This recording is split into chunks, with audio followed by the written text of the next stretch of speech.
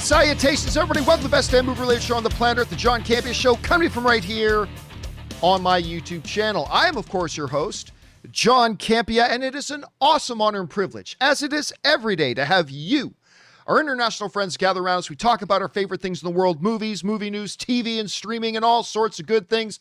And ladies and gentlemen, we are so grateful, nigh blessed, to be joined by the vicar of verisimilitude himself, the one and the only Mr. Robert Meyer Burnett. Robert, how you doing here today, sir? Wow. I'm always full of vim and vigor, John. So thank you for that one. I'm very excited to be here on this Tuesday. It's very exciting. I can't wait to hear you what you have to say about a movie you saw. Are you going to talk about that? I hope so. Oh, I am going to talk about that. Absolutely. I know. I can't wait. And other than that, I can't wait to be here, John. Hey, how fun was it yesterday? I've really enjoyed doing the shows with you and Kimberly. Those have been fun.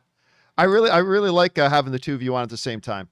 Between her energy and her looks, she's got to be one of the most photogenic people on YouTube. I always feel like I grow younger when we stream together. It's great. She's awesome. Anyway, guys, it is great to have you here today, and here's how today's show's going to go.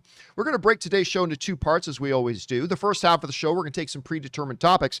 Then we're going to move into the second half of the show, where we're going to take your live comments and questions. You can fire one in using the tip link below, and it'll be either read on today's show or in an upcoming companion video whenever we get around to it first.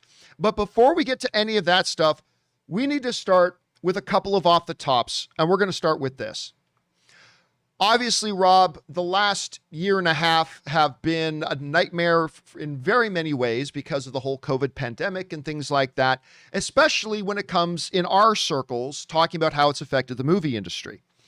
We have recently been going through a period where it looks like we've been in the recovery mode. We've been coming out of it. Everything's looking good. There's a vaccine. Everything's looking great. But then there's still a lot of people who didn't take it seriously.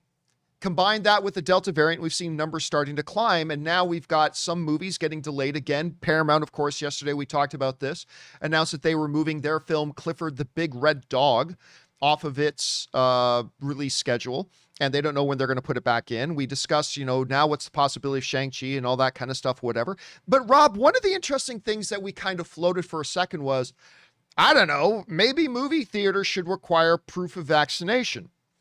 We said, that's not going to happen. I mean, it's not going to happen. We're just kind of floating that. Well, maybe it is. As news has come out this morning, this is coming to us from Variety, that New York City, not the state as a whole, but New York City, is going to require vaccine proof for indoor restaurants, gyms, and performances. Now, this is what they said over there. New York City will require proof of vaccination for people going to indoor activities like restaurants, gyms, and performances, Mayor Bill de Blasio announced on Tuesday. The program will launch August 16th and will be enforced beginning September 13th. The policy is one of the first of its kind in the United States. Other large cities like Los Angeles and San Francisco have seen an increase in COVID-19 cases, and the Delta variant spreads have resumed requiring people to wear face masks indoor again. Now, what is not mentioned here specifically in the article, Rob, is movie theaters. They say performances, but they specifically then talk about like Broadway shows, people going indoor where there's actors on stage and things like that. So I didn't read anything in here about movie theaters, but if they're going to start requiring proof of vaccination to go into a restaurant, if they're going to start requiring proof of vaccination to go into a gym or to go into a Broadway show, it doesn't seem to me like, even if it's not listed right now, that it wouldn't be too far of a stretch for them to then include movie theaters. And for all we know, this is already including movie theaters. The article itself just doesn't include that here yet. Right. To me, it's a double-edged sword.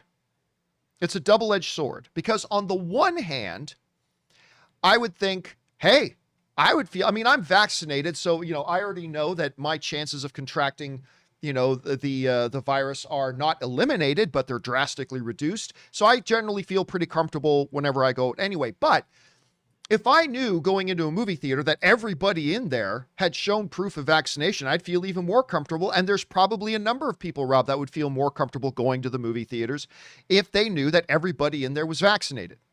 That's the one side of the sword.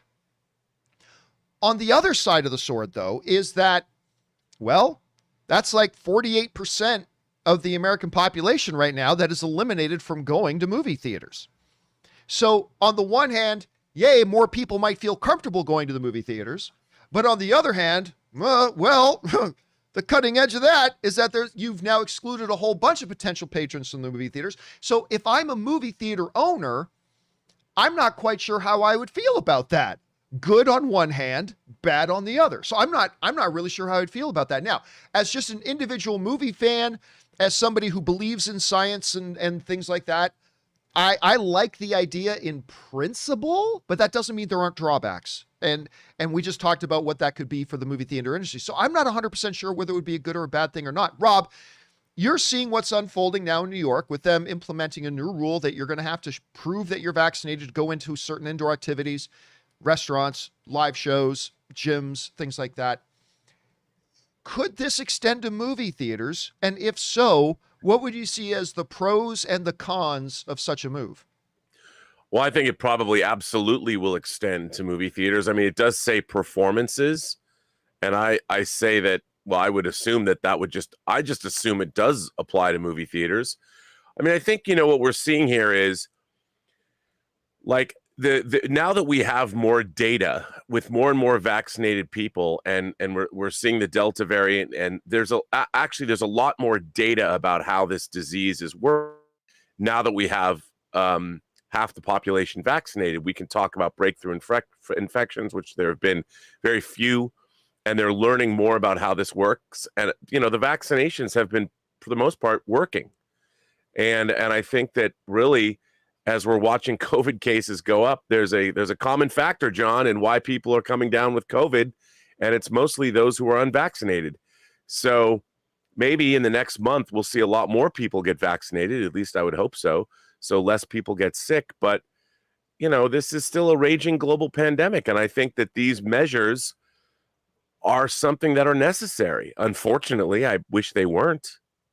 But yeah, again, it is precarious, especially from a business point of view. What is going to be best for business and what's going to hurt business? And then the bigger questions, what's best for society and what might hurt society and all that kind of stuff. So a lot of questions still out there. I just thought this was very interesting. I wasn't expecting to see this.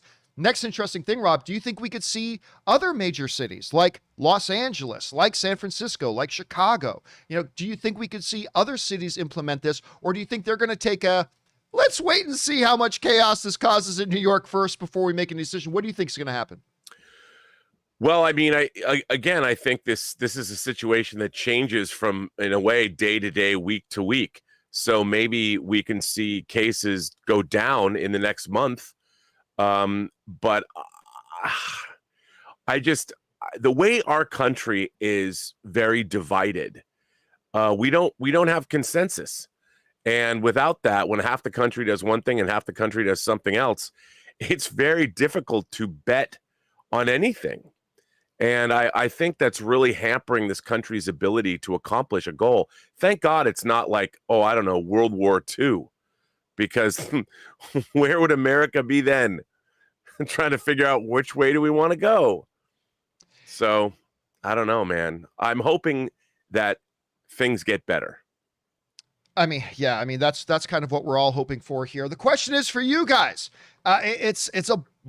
At the very least, you could say it's a bold move. New York seems to be now requiring vaccinations for going inside. By the way, I've had a number of you guys in the live chat writing in saying that this move does include movie theaters, which is kind of interesting. Let's see how that all plays out. How are you guys feeling about this? Jump down into the comment section below civilly and leave your thoughts. By the way, our friends Donaldo Martinez and Epic Dubtime both sent in super chat badges in the live chat. Thank you so much, guys. Appreciate that very much. All right. With that down, guys, let's go to a second off the top, and that is this. Rob, yesterday for the last couple of days, the biggest news in movie circles has been the ongoing now lawsuit between Scarlett Johansson and Disney.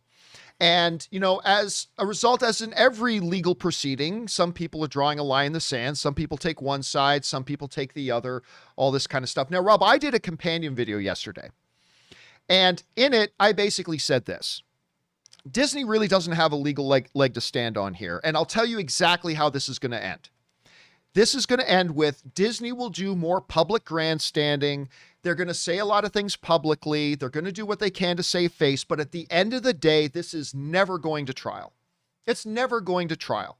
At the end of the day, Disney is going to sit down with Scarlett Johansson's lawyers, and they're all going to come up with a number that Disney will pay Scarlett Johansson, and they're going to settle this out of court.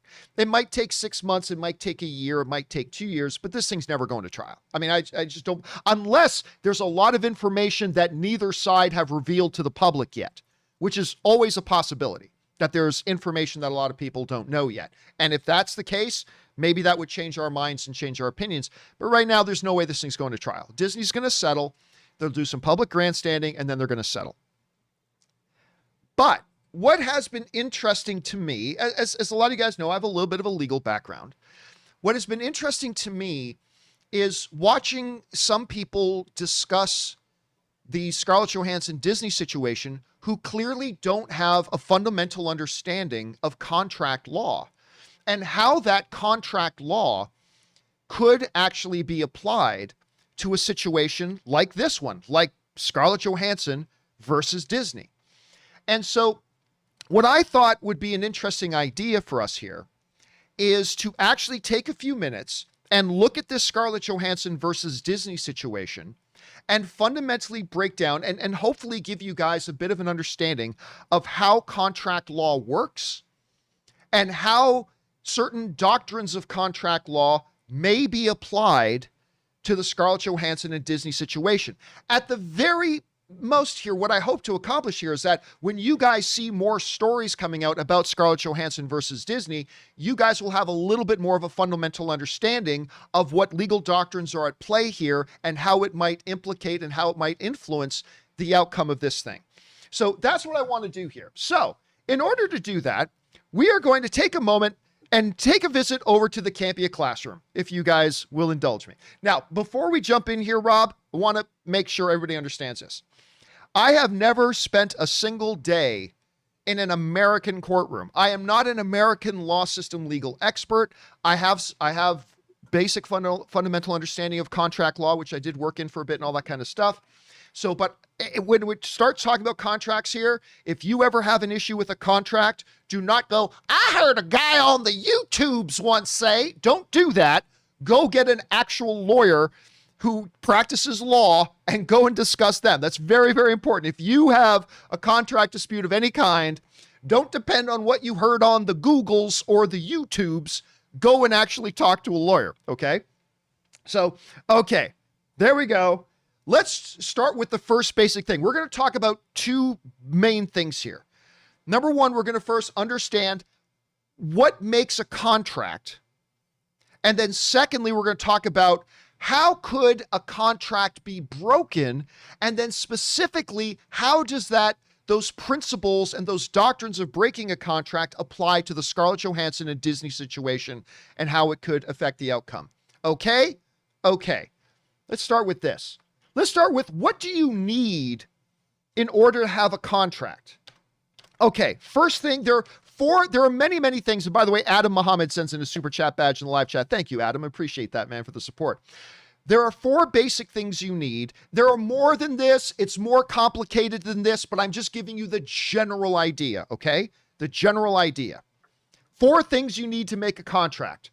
1, you need an offer. That sounds straightforward enough, Rob. It sounds, of course you need an offer. Basically, I say to Rob, Rob, I will pay you $20 to mow my lawn. All right? So there's an offer there. If Rob just showed up at my house one day and mowed my lawn and then came to my door and said, give me $20, you owe it to me, I'll say, dude, there was never an offer. There was never an offer. So, principle number 1, you need to have an offer. Sounds straight enough. Principle number 2, you need to have acceptance.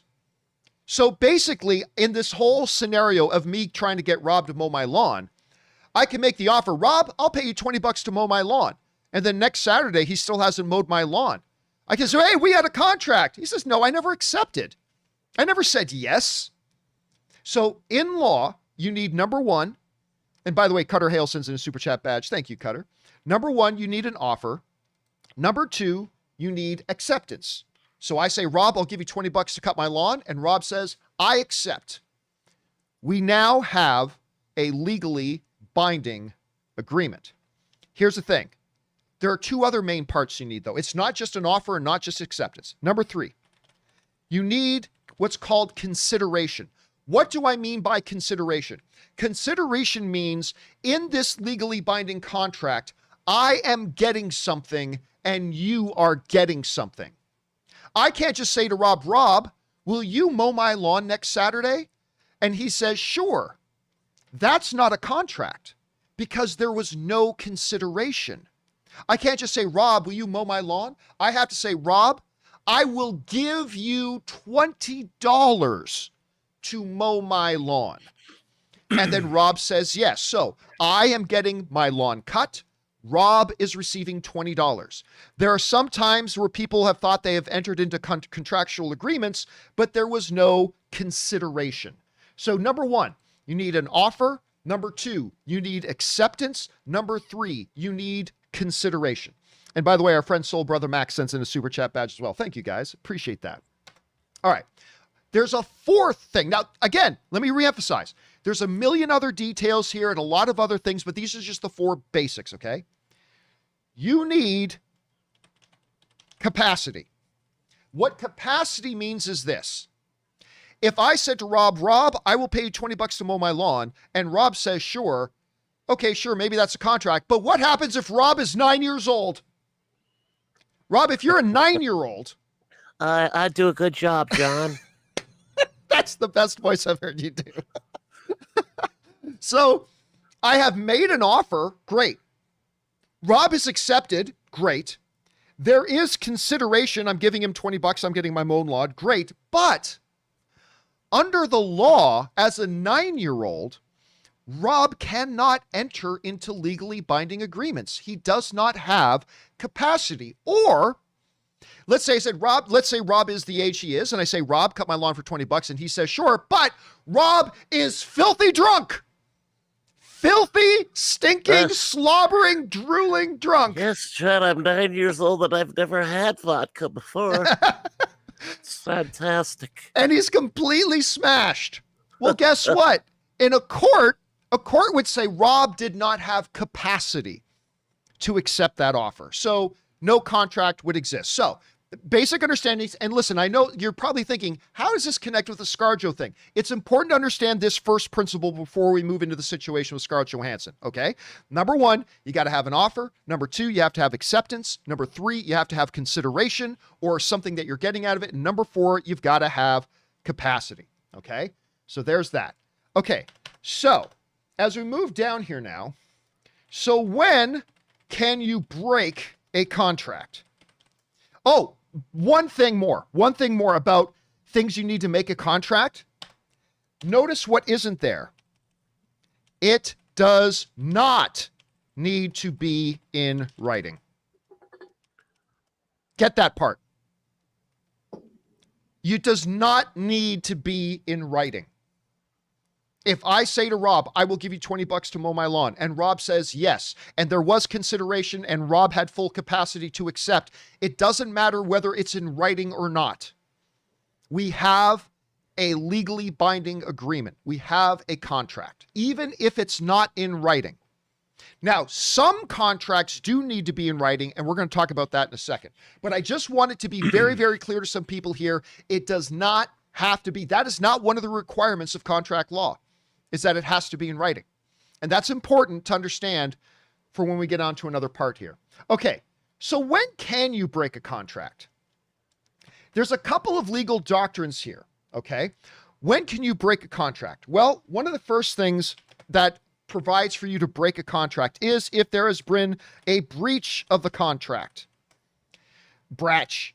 When there's a breach of the contract. When there is breach of contract, basically what that means, when one side has fundamentally failed to live up to their obligations of the contract. I'll give you a great example of this. Okay. Here's a great example of this. When I sold my website, The Movie Blog, back in the day, a true story. This is a true story.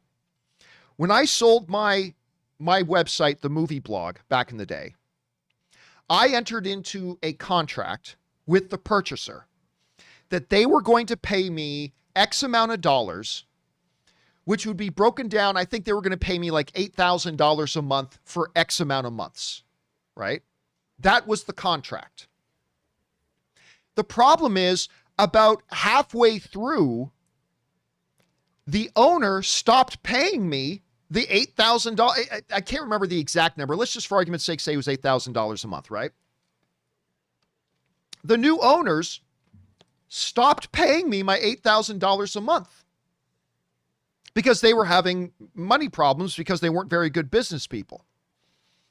So they stopped paying me $8,000 a month, and I wrote to them, and then it went like 3 months in a row with them failing to live up to the contract. They were breaching the contract. Because they were in breach of contract, I was then able to void the contract and take my website back. Okay? Even though they had offered to buy it, I agreed to sell it to them. They gave me a certain amount of money. I gave them the website, so there's consideration.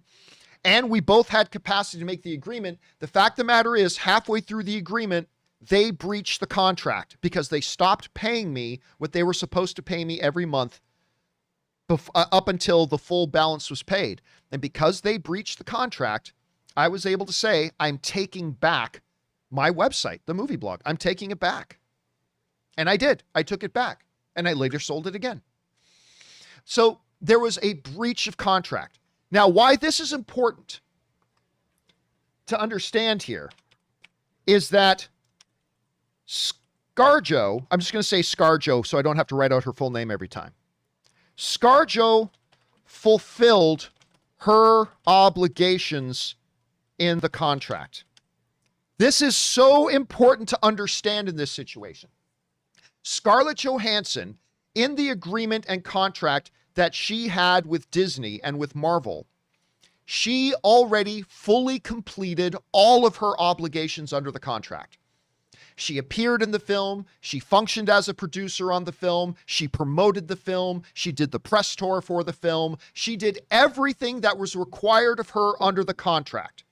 So Scarlett Johansson's side of the contract was completely fulfilled.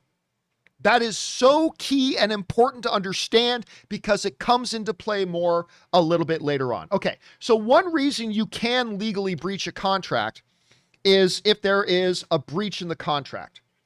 Okay, here's another time you can break a contract. The statute of frauds.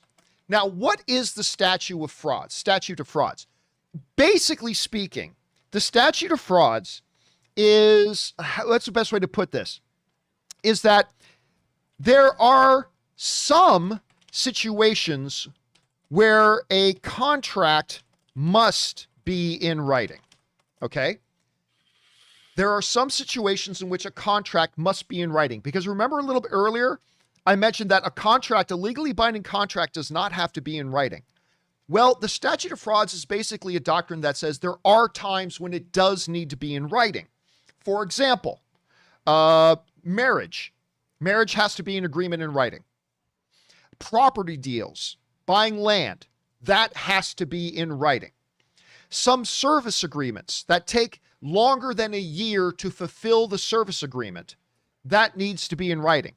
However, here's the thing. The problem is, some people think that when the statute of frauds is involved, only what is in writing is enforceable. That is not true. And I'm sure I misspelled enforceable. Yeah, I did. Anyway, never mind. So what we see a lot of right now going on in some online discussions is some things about, well, how detailed, Rob? Some people will be asking right now, how detailed was the contract? Because this contract they have in writing and all this kind of stuff, and the statute of frauds might suggest that every single detail about their agreement has to be in the contract. However, that's not necessarily true. In the statute of frauds, sometimes what you call informal communication is enforceable. Right? So, Rob, if you and I enter into a property agreement, let's say this, a property agreement needs to be in writing. And Rob, you and I enter into a property agreement, but nowhere in that agreement does it say you're going to leave the refrigerator behind. Okay? Nowhere in the agreement does it say you have to leave the refrigerator behind. But you wrote me an email that specifically said, yeah, when we close the deal, I'll totally throw in the fridge. The fridge will be left at the house. Well, even though property agreements have to be in writing, if I have external communication from Rob specifically saying that, yeah, the fridge will be thrown and be a part of it, guess what? That can become enforceable. Now, it's up to the individual judge, but still, that type of informal communication outside of the bonds of the contract can become, quite often, enforceable. So this comes up because a lot of people have been talking about the emails. Like Scarlett Johansson's lawyers have talked a lot about the emails between Scarlett Johansson and Marvel, between Scarlett Johansson's lawyers and Marvel, and what they made commitments for. This is, in many cases, enforceable as if it was written in the terms of the contract itself. This is John, important to understand. Yes. Can I add something to that? Yes, please. Because it's specific. So I was involved in a case similar to this, and there is also something called, and I looked this up, so I'm reading it from a law site, but there's something called reasonable reliance or acting on reliance. Yes. Now, a lot of people have talked about in her contract that Disney didn't necessarily say that it was going to get an exclusive theatrical release. They're trying to play semantics. However, there were 23 previous Marvel movies that received a theatrical release. So in her contract, when it says theatrical release, it didn't have to say exclusive theatrical release, because for 23 previous times, there was no Disney Plus. So there was no reason to assume it would be any different. So let me just read this paragraph.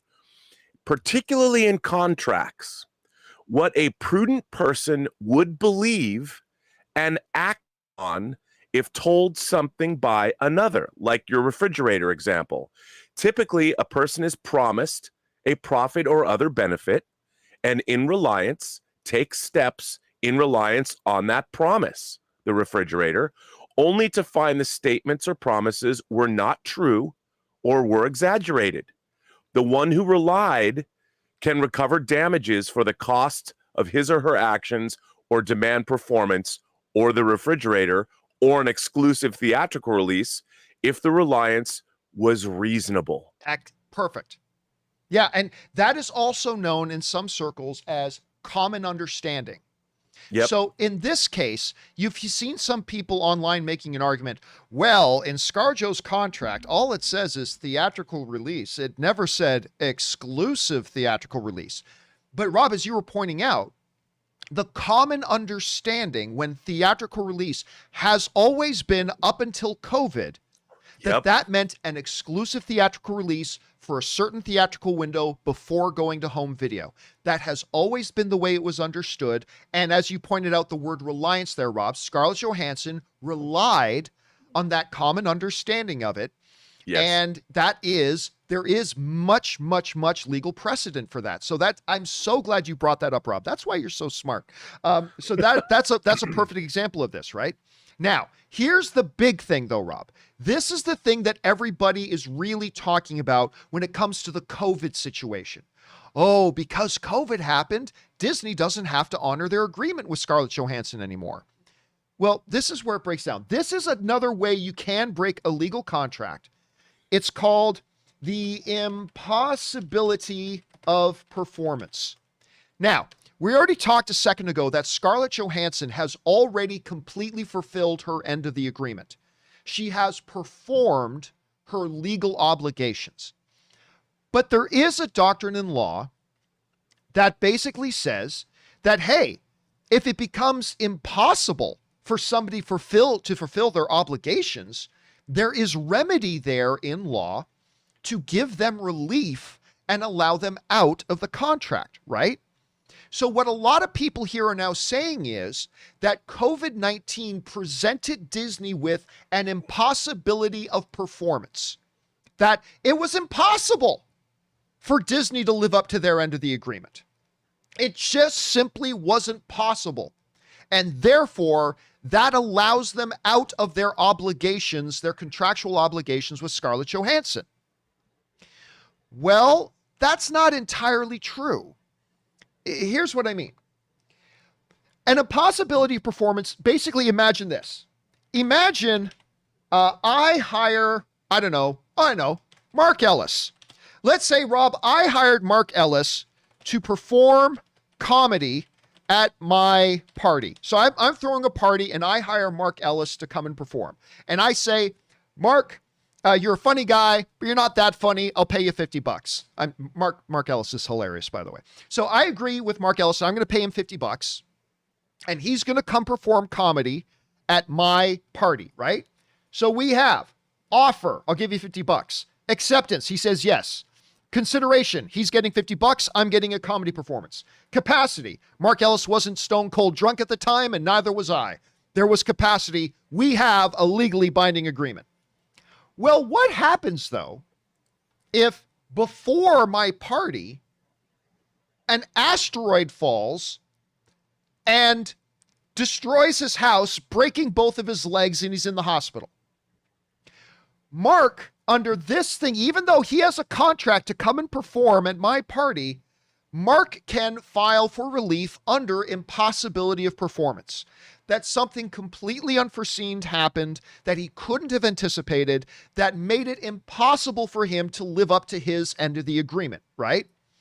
And by the way, our friend Rachel Knight sends in a super chat badge in the live chat. Thank you, Rachel. So, and I know everybody, by the way, everybody, I'm totally making this up. Everybody is expressing a lot of concern for Mark Ellis right now in the live chat. Mark Ellis is totally fine, so don't worry about it. But anyway, so it's impossible for him to perform. So the contract can be voided. The problem is a lot of people are comparing that situation of the pandemic to a situation like this, but there are two main differences, okay? Two main differences. Difference A, okay? Here's the first difference. Disney had a choice. If Mark Ellis had his home hit by an asteroid and it broke both of his legs and put him in the hospital, he doesn't have a choice. He cannot make it to my party to perform the comedy. Disney had a choice. They had bad choices. Yes, I mean, I agree. They had nothing but bad choices, but they had a choice. They had the choice to delay Black Widow even more. Now, that wouldn't have necessarily been a very good choice for them, but it was a choice available to them, and they chose to release it in theaters and on Disney Plus at the same time, which was a violation of their agreement. So they had a choice. Difference number two, or we'll call difference B here, is this. In the Mark Ellis situation, neither one of us had fulfilled our obligations to the contract yet. ScarJo had already performed her obligations. This changes the situation. It makes the impossibility of performance a little bit more murky. Because in the situation with Mark doing comedy at my birthday party, I hadn't given him the $50 yet, and he hadn't come and performed at my party yet. It's very easy for us then to void the contract. However, not only did Disney actually have a choice in this situation, as opposed to Mark in our fake example, but one of the two parties had already fulfilled their side of the contractual obligations. That makes it a little bit more dicey. It means that the impossibility of performance cannot just simply be thrown out there. It is more complicated than that. So this is why, Rob, at the end of the day, when you see that there was, by all legal terms, a legally binding agreement, that ScarJo did not breach her contract, that the statute of frauds doesn't really apply here because, according to Scarlett Johansson's attorneys, they have explicit email communication between Marvel and Scarlett Johansson making her certain assurances. Because of common understanding, Rob, as you rightfully pointed out, that the terminology in the contract was commonly understood to mean a certain thing in the rest of the industry, and the fact that impossibility of performance COVID-19 isn't a directly applicable application of the doctrine of impossibility of performance. That is why I say, at the end of the day, Rob, Disney doesn't really have a leg to stand on here. At the end of the day, they're going to do a lot of public grandstanding. They're going to say a lot of things. They're going to beat their chest, their little mouse chest. They're going to do all the things that they're going to do to try to save some face. But in 6 months or a year or 2 years from now, this is only going to end one way. The two sides are going to have to sit down at a table and they're going to settle this long before it ever goes to court. Now, again, all that is assuming, Rob, there isn't some bombshell, unknown pieces of information that neither Disney or Scarlett Johansson's side are revealing to the public yet, which could totally change our perception of things. But barring that, there's no other way this ends. This ends with Disney writing a check to Scarlett Johansson. For how much? We don't know. But that's how this is going to end. I don't know, Rob. Okay, so I just thought in the midst of all this talk about Scarlett Johansson and Disney and contracts and blah, blah, I just thought it was important to equip movie fans with some basic understanding. Again, don't rely on anybody on the YouTubes. That includes me. If you're involved in a legal situation involving contract law, don't rely on the stuff I just told you. Go and talk to an actual lawyer. That's very, very important. But Rob, understanding all that and the great points that you made too, how do you see the Scarlett Johansson and Disney thing ultimately ending? Well, I think, John, that like you, it's never going to see the inside of a courtroom because Disney can't have that because then they have to open up their books, which nobody wants, except Scarlett Johansson's lawyers. And look, what we're seeing now is something that was going to be played out at some point. She just got there first.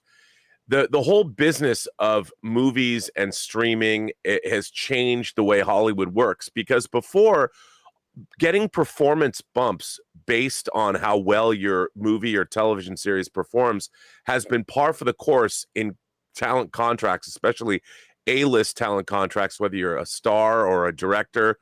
This is how a lot of stars and directors make money. They know when they're a part of a franchise that's guaranteed that they build these things in, and they don't get as big upfront payments as they could get because they know they're going to get performance bumps. And now with streaming, if you're in a TV series that used to go worldwide in syndication, you could make money, a lot of money, for years. Nowadays, it's all a single buyout. So if you do a show on streaming that becomes a water cooler show or everybody watches, you don't get any more money, so performance bumps are very important. And now with everything moving over to streaming, there's a lot of reasons the studios want it that way, because they make a lot more money because they don't have to pay middlemen to distribute movies or TV shows. They can do it directly themselves, direct to consumers. And there's really no model in place. The studios are trying to circumvent this. They're just trying to get what they want and not pay the talent what they're worth. And talent's not going to put up with it. So there was going to be a battle at some point. I think Scarlett Johansson just got there first. And what's going to happen here is going to, obviously, it's going to set precedent for the industry for a long time to come, both good and bad. So it's going to be very interesting to see what happens, but I'll bet you that they want this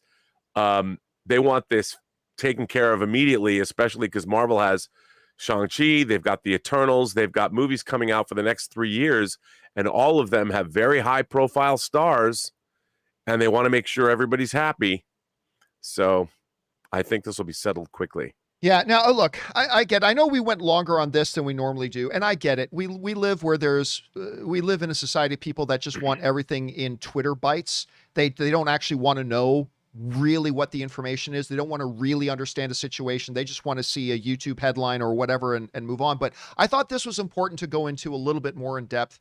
And again, there's a million other details that I didn't cover here.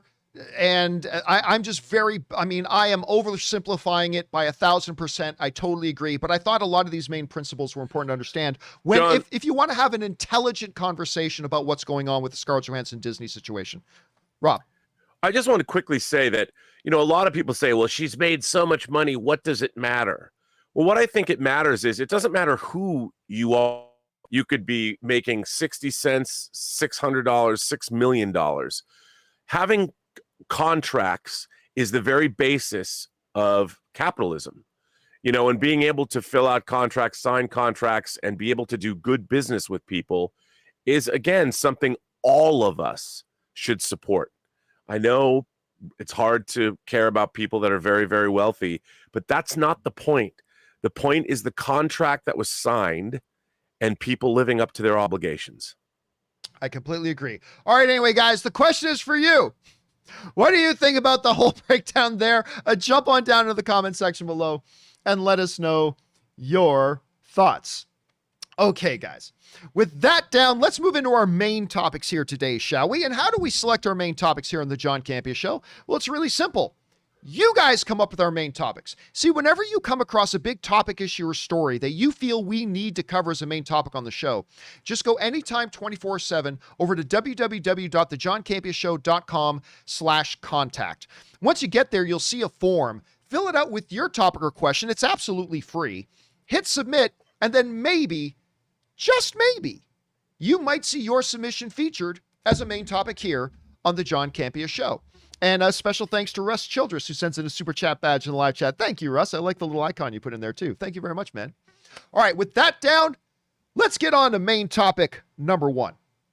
And our first main topic today gets submitted to us by Parker Sheldon, who writes, "Hey, John, it sounds like we're going to have to wait a little while longer for the Ms. Marvel Disney Plus series. TV Line is currently reporting that the series is going to be delayed into early 2022. While no reason was given for the delay, presumably Hawkeye's November release date didn't leave enough room for Ms. Marvel to release in between projects. 2022 is now an even crazier year for Marvel fans. What are your thoughts on this? Is there any other reason for the delay?" All right, thanks a lot for writing that in, Parker. And yeah, this has been really interesting because let's do a little bit of background work here. A couple of weeks ago, or a little over a week ago, a big executive at Marvel came out and reaffirmed that Ms. Marvel and Black Hawk and Hawkeye are both coming out in 2021. That was what she said. She said these two films are coming out, or these two projects are coming out in 2021. That was just like a week and a half ago, or somewhere around there, give or take a couple of days. Then news comes out that Hawkeye is actually coming out at the end of November, which, unless Hawkeye is a 1-episode series, which is also called a movie, unless it's a 1-episode series, there's not going to be room in 2021 to put in a Ms. Marvel show after Hawkeye, which led to some speculation about, well, is it going to be bumped to 2022?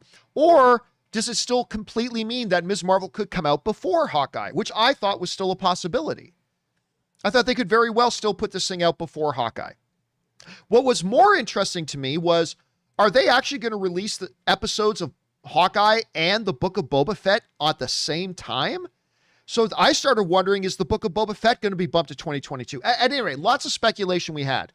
Well, apparently now, though, the guys over at TV Line are saying that they have heard, and remember, this is not Gus's gas station movie reviews.fart. This is TV Line. They're saying they've heard it's getting bumped to 2022.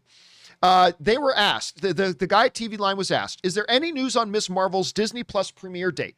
Only a week or two ago, they were saying 2021, but now by my calculations, after the announcement of Hawkeye premiere date, they don't have enough weeks on the schedule without doubling up a couple of episodes, to which the reporter at TV Line replied, I asked around, and it is very safe to assume at this point that Ms. Marvel is now on track for an early 2022 premiere. And that comes to us from the folks over at TV Line. Rob, I find this very confusing because what could have possibly changed in a week where a Marvel executive is saying this show's coming out in 2021, but now we have industry insiders saying, yeah, they announced Hawkeye for November, and now it's going to come out in 2022. I mean, ultimately, it's not that big of a deal as long as it's not being pushed to like September of 2022.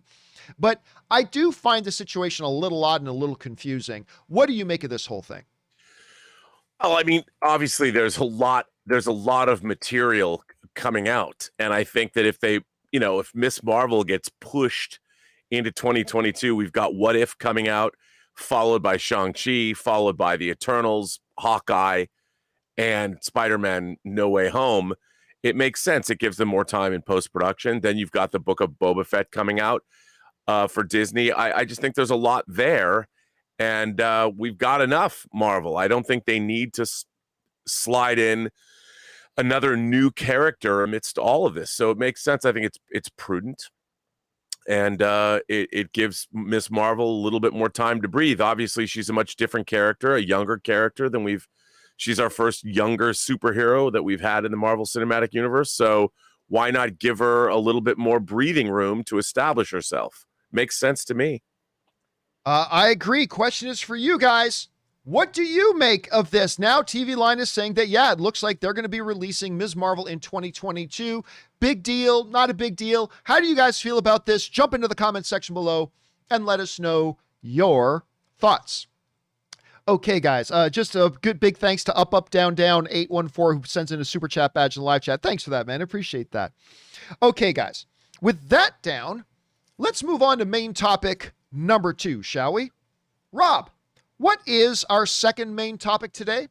Well, John, this comes from Abigail, and Abigail asks, Amazon's Lord of the Rings has finished filming and set a release date for September 2022. They renewed it for season 2 back in 2019, so I'm wondering if they'll also use this time to get a head start on that. Obviously, it'll be a VFX-heavy show, but 13 months is a long time. I wouldn't be surprised if they wanted to try and make this a yearly show instead of the traditional big gaps. Well, at first, I would say, man, it took them a long time to shoot that first season because I'm sure, Don, I don't think in television history there was a more scrutinized show by the executives. I hope they make a making of book about this show so we can find out just how difficult it was to pull off all of this, because I don't think anything has been riding on anything. I mean, come on, this show is the rights deal alone and how much they're spending. It's insane. But I think maybe, with the amount of time it took and the fact that they're going to spend a year in post-production, they're really going to take their time and make sure they get the show right. So from a creative standpoint, that excites me. Deadline says Amazon's Lord of the Rings Season 1 has officially wrapped filming in New Zealand, expected to consist of 20 episodes. What? Now, in this day and age, in this day and age, that's like 2 seasons of a major show. Expected to consist of 20 episodes and totaling a price tag of approximately $465 million. Woo! Season 1 of Lord of the Rings experienced numerous hurdles, that's one way to put it, during its production. After kicking off production in February of 2020, Lord of the Rings Season 1 is finally complete. By the way, normally a TV show for a network or something is shot over the period of 8 days, 8 to 10 days maybe. So the fact that they spent a year and a half shooting this show, even during COVID, I mean, I understand they probably had to stop and start and all that. It's pretty crazy. Still, it's a long time. But I think, look, all I can say is I hope it's as good as they released that one image. It looked beautiful. But we don't really know who the characters are. We don't know much about the story. We know it takes place in the Second Age. I'm fascinated by this, and it's a huge gamble. It's almost it is as big a gamble as Bob Shea took on the Lord of the Rings movies themselves. So I'm looking forward to this, John. I know I don't know enough about it to really look forward to it, but I like the idea of where it's set. I don't know why it's called Lord of the Rings, but it'll be interesting to see where it all goes. What about you? How are you feeling about this? Can I just say I'm deliriously happy? I'm deliriously happy. Listen, don't get me wrong. I love the shows that we're getting out on streaming and stuff like that.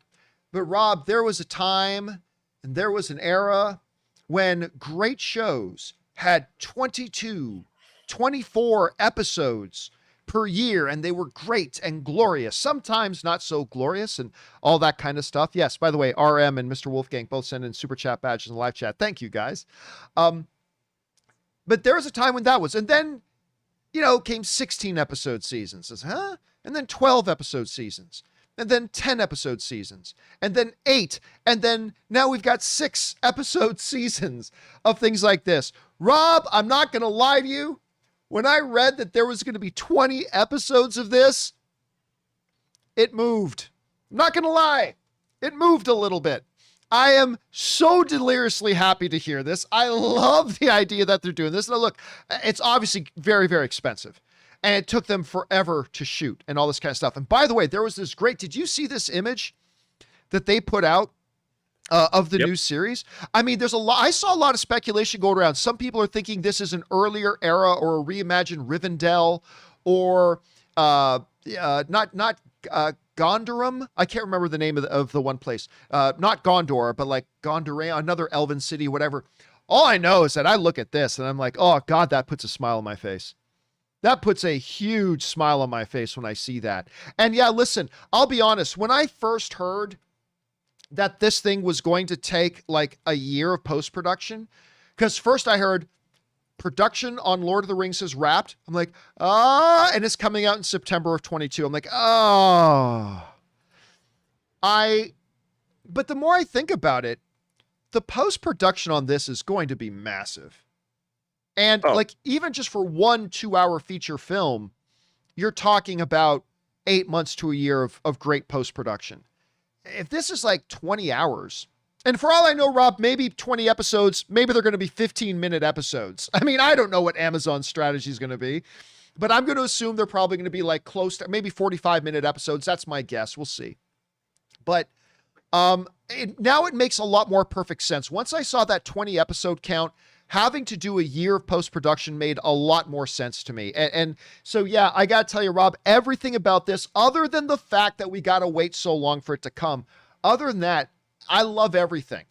I love the commitment they've made to this. I love that they're giving us a true full season of this. I love that they made a financial commitment. They're putting their money where their mouth is by putting this much money into it. Again, this might completely suck. I mean, it might. This Lord of the Rings thing may completely suck. Absolutely. But we won't know that till we see it. All the information that we have so far gets me excited. And I love this, and I am super pumped. The question is for you guys. What do you make of this whole thing? They've wrapped production. Now we've got a year to wait, but still 20 episodes? What? I'm super excited about this. How are you guys feeling about it? Jump on down to the comment section below and let us know your thoughts. Okay, guys. With that down, let's move on to main topic number 3. And our third main topic today gets submitted to us by Austin Myers, who writes, "Hey, John and Rob, I don't know if you watch Cobra Kai or not, but it's one of my favorite shows. And I just read a story that says the star of the show, I'm not going to lie to you guys, I have no idea how to pronounce his name. So I'm going to pronounce it, Zolo Mariduena, is going to star in the new DC movie Blue Beetle. I admit I don't know much about the character, but I love seeing actors from Cobra Kai getting some recognition and chances to grow. What do you think of this casting, and does it increase your excitement for the movie? Thanks." All right, thanks a lot for sending that in, Austin. And yeah, listen, Blue Beetle is one of those projects that they've actually talked about for years. Rob, do you remember a bunch of years ago, there was even talk that they were going to do like a buddy cop movie of Blue Beetle and Booster Gold? Yep. Remember that? Yep. Then that thing kind of just fell to the wayside, and there's some other talks. And then they said, no, we're doing a Blue Beetle movie. And then they brought a director on board, and it's been kind of quiet on that front. Well, now it's kind of looking like this star of Cobra Kai is probably going to be Blue Beetle. This comes to us from Screen Rant, who writes, "According to a report from The Wrap," again, I apologize, I do not know the pronunciation of his name. So Zolo Mariduena is in talks with Warner Brothers and DC to play Jaime Reyes in Blue Beetle. Margarina is a recent breakout star of the Karate Kid sequel series Cobra Kai, where he plays one of the lead roles in Miguel Diaz. A deal for him to star in the Blue Beetle is not finalized, but this report indicates that the young actor is on the verge of playing the fan favorite DC hero. All right, here's the thing. I don't like Cobra Kai. Sorry, I don't like Cobra Kai. My wife loves it and loves Cobra Kai. Kaori loves Cobra Kai. Almost everybody I know loves Cobra Kai. And for that, that's awesome. That is great. I was very, very excited. Rob, when they first announced they were doing Cobra Kai, I was super excited about it. I thought it was a brilliant idea. And listen, I watched like the first 4 episodes and it just wasn't for me. I have no complaints about it. I'm just saying it just wasn't for me. That's all.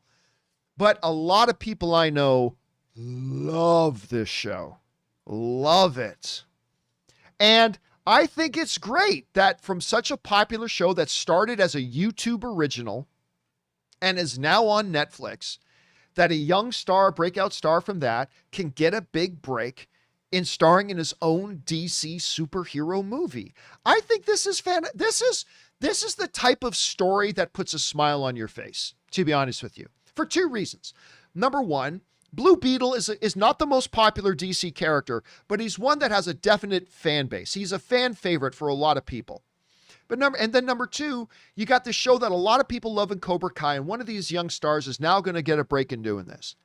And that's just a feel-good kind of story. So I'll tell you what, I am not a very good judge on, what this kid's talent level is, because I haven't watched enough of that show to see or judge to know if he's any good or not. But clearly he's a fan favorite. People really like him. And I think the story of him getting a break like this, Rob, is actually pretty exciting. Anyway, Rob, and there was still some talk around. Some people thought it should be like Cord, should be, Blue Beetle. But I like the idea of them doing Jaime Reyes as their Blue Beetle. At any rate, Rob, you hear about this. I don't know if you watch Cobra Kai or not. What do you think about this matchup and this casting? Well, first of all, I think I like Cobra Kai. I think this is good casting. It's interesting because the version of Blue Beetle they're going with is a newer version of the character, and I'm a huge fan of the Ted Kord version, that was popularized in the 80s. But I understand why they're going with this version. I think he's a good actor. Again, it all comes down to the story and character. How's this character going to be written? And it's exciting. I mean, I like both Blue Beetles. I mean, I like the characters. So it's just interesting to me that this is who they're going to be this is the next DC character, and maybe it'll be a breakout character like Shazam. But I really wanted to see the Blue Beetle Booster Gold movie, the blue and the gold, because I love those characters. But I mean, listen, to, give you a little bit of hope there in your, sadness, rainfall, Rob, let me give you a little bit of sunshine. I mean, couldn't the possibility, though, that if this comes out, and I think they're saying this is going to be an HBO Max movie, much like the Batgirl movie is going to be. But I mean, if they come out this thing and it goes over really well with the fans, does that not increase the possibility of a Blue Beetle Booster Gold crossover at some point? Because you do have to admit, the one thing, as fun as I thought it sounded doing a Booster Gold and Blue Beetle crossover thing, the one problem with that is you are talking about doing a crossover with 2 fairly unknown characters. Now, I can hear people screaming at me, we know who Booster Gold is. People who don't read comic books have no idea who Booster Gold is. They know who Wonder Woman is. They know who Iron Man is. They know who Aquaman is. They know who Batman is. They know all these guys. But Booster Gold and Blue Beetle, to a lot of people, are probably like, who? What? Are these kitchen cleaning products? I mean, they just don't know. So I always thought like trying to do a crossover of 2 relatively unknown characters might have been a little bit risky. But I think, Rob, if a Blue Beetle does well, it could create a Yellow Brick Road that leads to the Silver City of maybe a Booster Gold Blue Beetle crossover. I don't know. What do you think about that? Well, look, I'd love to see that, but the thing is, it's that this Blue Beetle is not the Blue Beetle that's friends with Booster Gold. So, but I think that doesn't mean you can't bring in another. It's a multiverse, John. So yeah, look, I think whenever a character is successful, it's good for everybody because it shines more light on the character, more people know about them, and I think it's great. no, there's no downside if it turns out to be great. That's true. And the question is for you guys. What do you make of this? Are you a fan of Cobra Kai? If so, what do you think about this casting? Maybe you don't watch Cobra Kai. What do you think about them finally getting a lead for Blue Beetle regardless? Whatever you guys think about this, jump on down to the comment section below and let us know your thoughts. Okay, guys. With all that now down and out of the way, let's move on over and start taking your live comments and questions. Once again, if you want to fire in a live comment or question to be read on this show or in an upcoming companion video, simply use the tip link, and also to support the show, of course, simply go down to the description of this video and click on that tip link, or enter it in manually at www.streamelements.com/movieblogtv/tip. You'll be getting your comment or question read on one of our shows if it's appropriate for our show. And of course, you'll be supporting our channel at the same time. And all of us thank you guys so much for that support. All right, let's not waste any more time and get on over to it. We're going to start up with the questions here with one from Ian Burke, who writes, "Hey, John, after the Suicide Squad, do you think that James Gunn should do something outside of the comic book realm? I know he's on for Guardians 3, but as a director/writer, could he be typecast if he's not careful?" Well, I mean, I don't think so, because even though he's been directing that stuff, he's also been very involved in other things. Like, remember, he was very involved, even though he wasn't the director, he was very involved with, and Rob, remember, they had his name on the promos for it too, of what's the kid bad Superman? The little kid who's a bad version of Superman. What was that called again, guys? Brightburn? Brightburn? Yes, Brightburn. So, and Marcus Y and Bleached Arena and Ellis Films all write in Brightburn in the live chat as well. Thank you, guys. So he was very involved with that. He also had that, I can't remember the name of it, but Michael Rooker was in it, that kind of adult version of like Hunger Games sort of thing, where all these office workers, it ends up their building is one big death trap and they all got to fight to the death. I can't remember the name of that movie either, but that one was kind of fun, and he was involved with that. I think his brother or one of his cousins. Was it the Belko Experiment? That's exactly what it was. Thank you. The Belko Experiment. That wasn't bad. I think his cousin or something like that was the director of that, but he was very involved with that. And let's not forget, like, the Russo brothers. I mean, they did 4 big comic book movies in a row, and then they went out and did other things as well. Christopher Nolan, now granted, Christopher Nolan jumped back and forth. He did a Batman movie, then he did a different movie. Then he did another Batman movie, then he did a different movie. Then he did another Batman movie. So he mixed it up. But I think right now he's kept himself diversified enough. I don't think right now James Gunn is in any risk of, painting himself into a corner as a director that he can only do comic book movies. He had a long, successful track record, indie, granted, but he had a long, successful track record of making quality stuff before that. He's been involved with other things. I don't know, Rob, do you think James Gunn could possibly be at risk of kind of stereotyping himself as a director right now for only comic book movies? No, I think James Gunn could probably do just about anything that he wanted. I just think that, his comedic sensibilities happen to lend themselves, or actually his character and comedy lends themselves well to certain comic book approaches like Guardians and like Suicide Squad. But I think if you asked James Gunn to do a political thriller, I bet he could do that as well. He would probably use it with a lot of satire. I could see James Gunn making a Doctor Strangelove or something. By the way, guys, Suicide Squad, go see it the moment you can see it, and see it on the biggest screen possible. I had so much fun with this movie. All right, next up, we go to Min Tran, who writes, "Just say Jungle Cruise, fun movie. It has Jumanji vibe, minus the video game." Listen, I didn't love Jungle Cruise, but it's pretty good. I mean, in a thumbs up or thumbs down world, I am a thumbs up person for Jungle Cruise. I enjoyed it. It certainly had moments of fun. Some not so great stuff, some very questionable CGI, some kind of eye-rolling stuff. But honestly, for the most part, the charm of Dwayne "The Rock" Johnson and Emily Blunt, their chemistry, it's a fun little adventure film. Overall, I thought the good outweighed the bad, and I had a good time with it.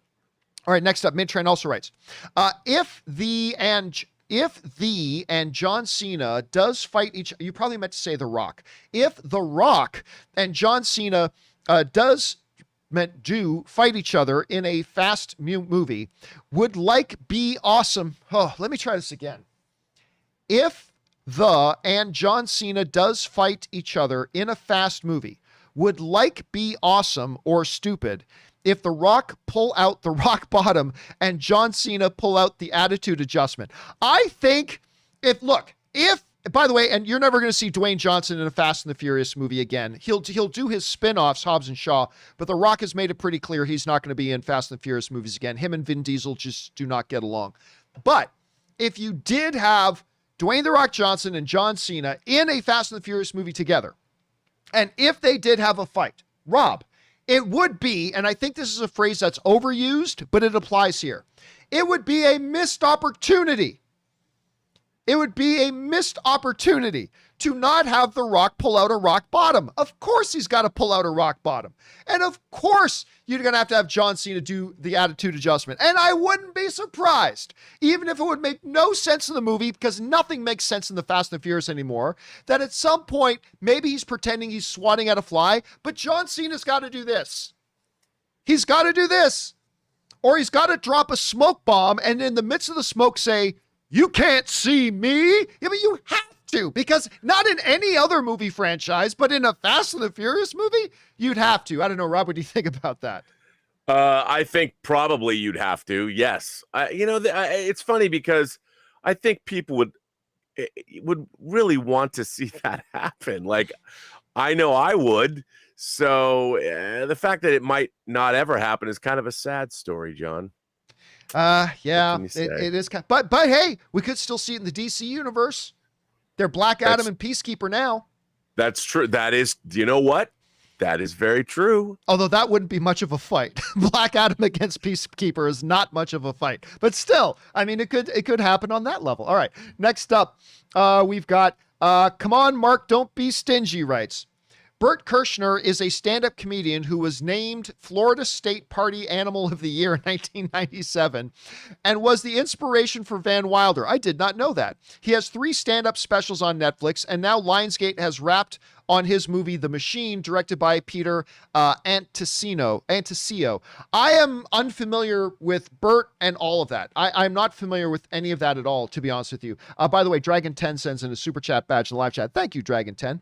Rob, are you familiar with Bert Kreischer? I'm sure I'm not pronouncing the name right, but are you familiar with this performer? I do not off the top of my head, not by name. I might have seen them, but I don't know them. It doesn't ring a bell right away. But that, you know what? That doesn't usually mean anything. There's a lot of performers that I'm like, oh, that person. I love that person. And I don't know their names. I don't know what that says about me. All right, let's move on here. Where are we at now? We are at James, who writes, "Hey, John, how much money, in your opinion, will Bob Chapek have to burn before he invites the wrath of the shareholders?" It's not just about money. It's about reputation, burnt bridges, broken relationships, and basically your standing in the industry. If he damages that enough, listen, removing a CEO is not a simple thing, and it's a big deal. Not to mention, removing a CEO means admitting that you failed in appointing who your CEO is. It means admitting failure, which is why a lot of times you don't want to replace a CEO. So I don't know. It would take something major. I mean, look, Rob, I said this yesterday, and I believe this. When a sports team hires a new coach, you got to give that coach more than 1 year. Even if that first season you lose every single game, you have to understand that it takes a little bit of time for that coach to come in, implement their culture, their team culture, and get the right personnel in place, and you got to give them more than 1 season. I have hated the job Bob Chapek has done so far. I think he is a lousy, because I used to celebrate that he was appointed the new CEO. Now I think it was a terrible mistake. But you got to give him more than a year. You got to give him, I think, minimum 3 years. Unless he does something so asinine, stupid that it puts the company at risk and they got to fire him for cause. I think minimum you got to give him 3 years. Because I may hate the job he's doing now, but maybe if we give him a couple more years, he turns that around. I mean, I don't know. So as much as I don't like the job he's doing, I say you minimum have to give him 3 years. I don't like him. I don't like the job he's doing, but even I will stand up and say you have to give him at least 3 years to show what he wants to bring to Disney. And then if you need to make a move and change or whatever. Rob, I don't know, Rob, what do you think about that? Well, look, I tend to agree with you because, people make fundamental changes and it takes time to see where those changes are going to wind up. However, I mean, Bob Iger building Disney over the course of decades was undeniable. And I think that Bob Chapek, the problem is where Chapek came out of, he was in home video and things like that. He had a lot different skill set than somebody like Bob Iger did. And Chapek is very much more of a corporate man. His talent relations weren't there. Whereas, I mean, Bob Iger was working with people like Frank Sinatra when he was an intern, stuff like that. So they had a really different skill set. I know that in the corporate structure, Bob Chapek gets promoted, and eventually, just because of what he's done within the company, he gets to be where he's at. But does that mean he's the best person for the job? A person is made up, their leadership skill sets are made up of a lifetime of working. And just because you worked in certain places doesn't necessarily mean when you finally get to a certain place in your career where they have to promote you and there's nowhere else for you to go except into the leadership position, it doesn't necessarily mean you're going to be a great fit. And I think that we've seen a lot of disruption at Disney, and we've read a lot about it in the trade since Chapek took over. There's been a lot of disruption at Disney, and it hasn't been great. And this is just, I think, the latest example of that, because something like this should never have happened. Yeah, so I agree. By the way, some very, very disappointing news that I have to report to everybody here. Disappointing. We were just getting all excited that, from the Rap and Screen Rant, we're saying that Lord of the Rings was 20 episodes. TV Guide has come out and they're saying, no, that is not correct. It is going to be indeed an 8-episode season. It's going to be 8 episodes, which is more along the lines of what is traditional these days. At least it's not the damn Disney 6 episodes, but it is, TV Guide is saying, no, it is 8 episodes. Wow, then that's the waiting for a year for 8 episodes. But dude, it better be good. It better be good, but think about this too. On a per hour basis,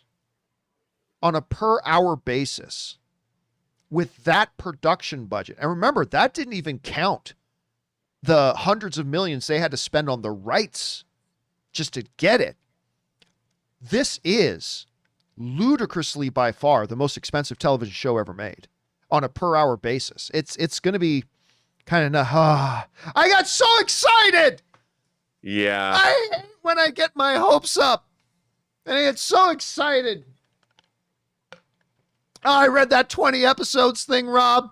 You saw the smile on my face. Damn it. Me too, John. Me too. You know what? 20 episodes really got my blood flowing, if you know what I'm saying. All right. I mean, look, I was going to be perfectly happy about 8 episodes before. I just got all excited when I heard 20. Oh, well. Mr. Wolfgang puts it best in the live chat. God damn it. Yeah. And there we go. Okay. Anyway, let's get back on over to the questions here, shall we? Min Tran writes, have you seen the trailer to Stephen Amell's new show, Heels? Yeah, I have. I watched the preview. I won't go into the full thing again. I talked about this at length on my companion video yesterday. Listen, I am forever going to be a Stephen Amell fan because he made my wife smile. And so once you do that, you're in my good books forever. But I got to admit, I'm only going to check it out because it's Stephen Amell. I have not been overly thrilled with the previews or the trailers for Heels yet. But because I do have an absolute bias for Stephen Amell, and I will always be a big fan of his, I will definitely check it out. So here's hoping it's going to be good. Okay, next up. Min Tran writes, have you seen the teaser for the final season of Lucifer? Are you excited for the final season that will release on September 10th? I am ludicrously excited for Lucifer. You guys know that. Lucifer is one of my, if not my favorite show on TV right now. I love this show. I got so excited when they announced they were doing another season. Super stoked for it. So yeah, I cannot wait, man. I love that show so damn much. So surprisingly, but so damn much. All right. Next up, we've got James Argento writes, fun fact, during filming of Loki, Owen Wilson roomed with his brother Luke Wilson for a month when Luke was filming Stargirl, since both shows were shot in Atlanta area. That kind of makes sense. I mean, they're brothers. They're both in the same city. Why not? I mean, I've always heard that those two have a really close relationship. So yeah, why not? That sounds good. All right. Drew writes, I just want to clear this up for many of us in the comments who have followed the Johnny, by the way, there's an H in Johnny, Johnny Depp Amber Heard case closely. John, have you personally reviewed any of Johnny Depp's evidence, the audio recordings, or is your opinion based mostly off of headlines? Okay, let me address this quickly. You, Drew, are the one who has only gone off what your selective, predetermined bias wants you to listen to. I have read the court documents. Now, I wasn't in the court, though. And by court documents, I mean, what I did was I read the judge's ruling. I read the full judge's ruling from the court case. Here's where it gets really frustrating for me. This doesn't just apply to movie fans. It applies to people in general. Confirmation bias is absolutely real. People have their biased opinion to start with, and then they only listen to the things that enforces their pre-existing bias opinion. And don't point fingers, because we're all susceptible to it. We've all done it. We've all done it. What people don't seem to ever want to admit, I don't care what side of the Amber Heard, Johnny Depp situation you're on. Quite frankly, I don't give a shit about either of them. I think they're both very talented performers. I like their work in movies, all that kind of stuff, but I don't have a dog in that hunt. I don't give two flying shits about Johnny Depp. I don't give two flying shits about Amber Heard. But I was not there, nor was I in the courtroom for weeks and weeks and weeks when evidence, testimony, legal experts, all that kind of stuff was all being discussed, talked about, contemplated, broke down, and analyzed. I wasn't in the courtroom. Were you? Nope. So what do I have to rely on? I have to rely on the findings of the court. Warner Brothers did their own internal investigation as well. They have a lot of money tied up in Johnny Depp. But their internal investigation suggested one thing, and the court, sifting through all the evidence, not the little cherry-picked little audio recordings, the cherry-picked this and cherry-picked that, only listening to what you want to hear. They went through everything and gave everything context and all that kind of stuff, and their determination in court, the people who had all the evidence and heard all the testimony and were given all the context, they put out a statement. The court ruled that Johnny Depp, the accusations against Johnny Depp were, in their words, true. The accusations against Johnny Depp were substantively true.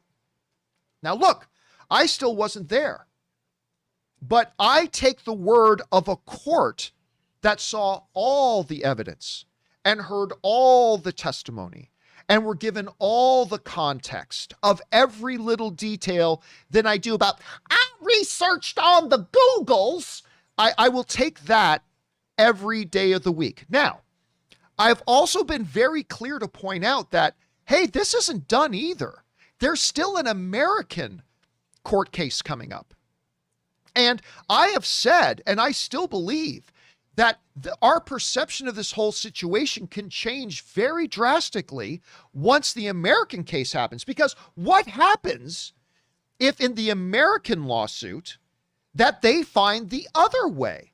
What if they find against Amber Heard in the American lawsuit? Well, then that makes it a very interesting discussion to have, because you got one court ruling one way, one court ruling another. So we'll have to see where that goes. But until that happens, and I will reassess my own personal opinion once more new true information is presented. But until that happens, what have we got? We are left with Warner Brothers did their own internal investigation, found one thing, and a court of law heard testimony, reviewed evidence, got context, and they ruled one way as well. So as an intelligent human being, I recognize that I wasn't there, that I wasn't a part of all that. And so I go, yeah. And I just find it funny, Rob, because you know what would have happened if that court in the UK had ruled against Amber Heard. The Amber Heard fans would have gone, well, the court is just corrupt. The court was bought off. That's exactly what the Amber Heard fans would have done. But they ruled against Johnny Depp. So what did the Johnny Depp fans do? The court is corrupt. The court was bought off. The court was biased. And both sides did it. But you know for a fact that if the court had ruled against Amber Heard, the Johnny Depp fans would have said, yes, justice, the court system. The court system. But because it ruled against them, they immediately jumped, say, well, the court was bought off and the court was biased. Look, we'll see what happens. It's still open. But frankly, all you people who don't know Johnny Depp or Amber Heard giving a shit about this, okay, I don't give a shit. I think it's interesting. It does affect the movies we're seeing, so I think it's worth talking about. But I don't get why people get so emotionally invested in this. I just don't. They weren't there. I wasn't there. I don't give a shit. If they come out in the American lawsuit and say Amber Heard was 100% in the wrong, okay, well, then we'll discuss that. Cool. But until then, I just go by what what a legal court found. And that's, I think, all we have to go on for now. For now. But it's still an unfolding situation. Rob, how do you address this? I have no idea what any of this has to do with Aquaman 2. You know, a domestic dispute between formerly married partners that gets acrimonious happens every day in courtrooms across the world. You know, and the idea that somehow what's going on in someone's personal life in terms of their marriage and all that, what does that have to do with them filming a movie? I mean, you know? Yeah. So again, we'll see what happens. We'll see what happens. All right. Next up. Alex Detman writes, hey, John. So just as I begin to have a little gleam of hope for this Predator Skull film, I get a nice middle finger reading that it will be directly released to Hulu. I know that you have always said that there is a lack of confidence in the film if released to streaming platform and foregoing a theatrical release, or am I looking too much into it? To be honest, I dig the essential plot of this being the Predator's first hunt on Earth and being helmed by a good director, but Shane Black was ideal and it effed us. Yeah, it kind of did. Anyway, let's note, there is a difference though, Rob. There's a difference between, like, let's take that Cloverfield movie that Paramount did that was in space. I can't remember what they called it, right? But that one in space. It was shot as the God particle. Yeah, and then that's it was right. What, the Cloverfield paradox? Or yes, Cloverfield paradox. That's right. There's a difference between that situation where it was conceived of, produced, and made to be a theatrical release movie. And then at the last minute, they were like, this movie's shit. Let's just ditch it off to Netflix. And there's a difference between that and a project that is conceived of by a studio to say, hey, we need some good original content for Hulu. Well, let's do Predator. Let's take this project and so it seems that this Predator project was initially conceived of and has been produced as a vehicle for their Hulu streaming service. And so that doesn't mean it's going to be good, but it doesn't automatically it's going to be bad. So yeah, I naturally assume the worst when it's a movie that was made for the theaters and then it gets pawned off onto a streaming service, as opposed to a movie that right from its inception was meant to be designed and made as a vehicle for a streaming service. I see them as two different things. So we'll see how that turns out. I don't know, Rob, what do you think about that? Well, I think we have to wait and see how it turns out as well. I mean, jury's kind of still out on these things. You know, we're in a whole new realm here, and I'm always curious to see where's it gonna go. Yeah. All right. Next up, we've got, that was Alex. George writes, hey, John and Rob, I am seeking advice. I am 25 and at a crossroads in my life. I have always had a grand love for everything movies, TV, and video games. I want to do something involving that, but I feel like maybe my time has passed. What do you guys recommend? Well, this came up the other day too. Yeah. Look, the reality is this. I look, I'm not a therapist, so I can't tell you what to do. I can only tell you my stuff. I never got involved in the film industry in any way, shape, or form until I was in my 30s. I started the movie blog when I was in my 30s. So yeah, what does that tell you? You're 25. You still got like a 7-year head start on me. Rob, when we talked about the other day, I had somebody write into me and said, dude, I'm 55 years old. I just went back to school. I went back to school. I can't remember what it was they were studying, but they said, I'm 55 years old and I just went back to school because I always had this dream of doing this for a career. And I've decided I still got plenty of time. I'm going to go and pursue that. Awesome. That is awesome. So yeah, dude, you're 25, plenty of time, man. Plenty of time. I mean, it all depends. There's a lot of very, very different careers. There's not just the movie industry. What do you want to do? Do you want to be a designer? Do you want to be a writer? Do you want to be a set construction person? Do you want to work in entertainment legal? Do you want to work in contracts? Do you want to work as an actor? Do you want to work as a film composer? I mean, these are vastly, vastly different things. So it all depends on what you want to do. So I would say, dude, you are well young enough to make an attempt at something. I don't know, Rob, how would you respond to him? Just like you said, I mean, the thing is, though, it's a little like John, you were pointing out, there's specialization. I mean, saying you want to work in movies, well, what does that mean? You know, and what aspect of the film business interests you? Same with video games. I mean, maybe you want to direct motion capture for video games. I don't know. These are there's so, both in the video game industry and motion pictures and television, there's just about every walk of life that exists in the world is somehow utilized in both the video game and the motion picture business. And you have to figure out like what area of the motion picture business interests you. And I think specialization is the key. You know, figure out something that you like and specialize in that. All right, next up, we got Mintran who writes, if you ignore the last 2 seasons of Supernatural, which you can't, which version of the Almighty do you prefer? Robert Benedict, who of course played Chuck in Supernatural, or Dennis Haysbert, who plays God in Lucifer? I loved the Chuck character until the final 2 seasons. The final 2 seasons of Supernatural, they completely ruined the Chuck character. But I loved the Chuck character in Supernatural, who is God. He just goes by the name of Chuck in Supernatural. But dude, I loved Dennis Haysbert's portrayal of God. I really did. I thought he was awesome. It's a very different take on God than the one they did in Supernatural, but I'm going to go with the one that Dennis Haysbert did. I really did like that one. All right. Stuart writes, hope you and Rob are doing well. Thank you so much. Love the show and watch every week. Will Shang-Chi be on Disney Plus premiere if the Delta variant gets worse? Plus, with the lawsuit from Scarlett Johansson, would they dare put it on Disney Plus? Your thoughts? Well, we kind of talked about this the other day, Rob, that I don't know. This lawsuit is going to make it very precarious for them to put Shang-Chi on Disney Plus right now. It's because they're going to have to wait to see how this kind of shakes out. Unless, of course, they do what they should have done with Scarlett Johansson.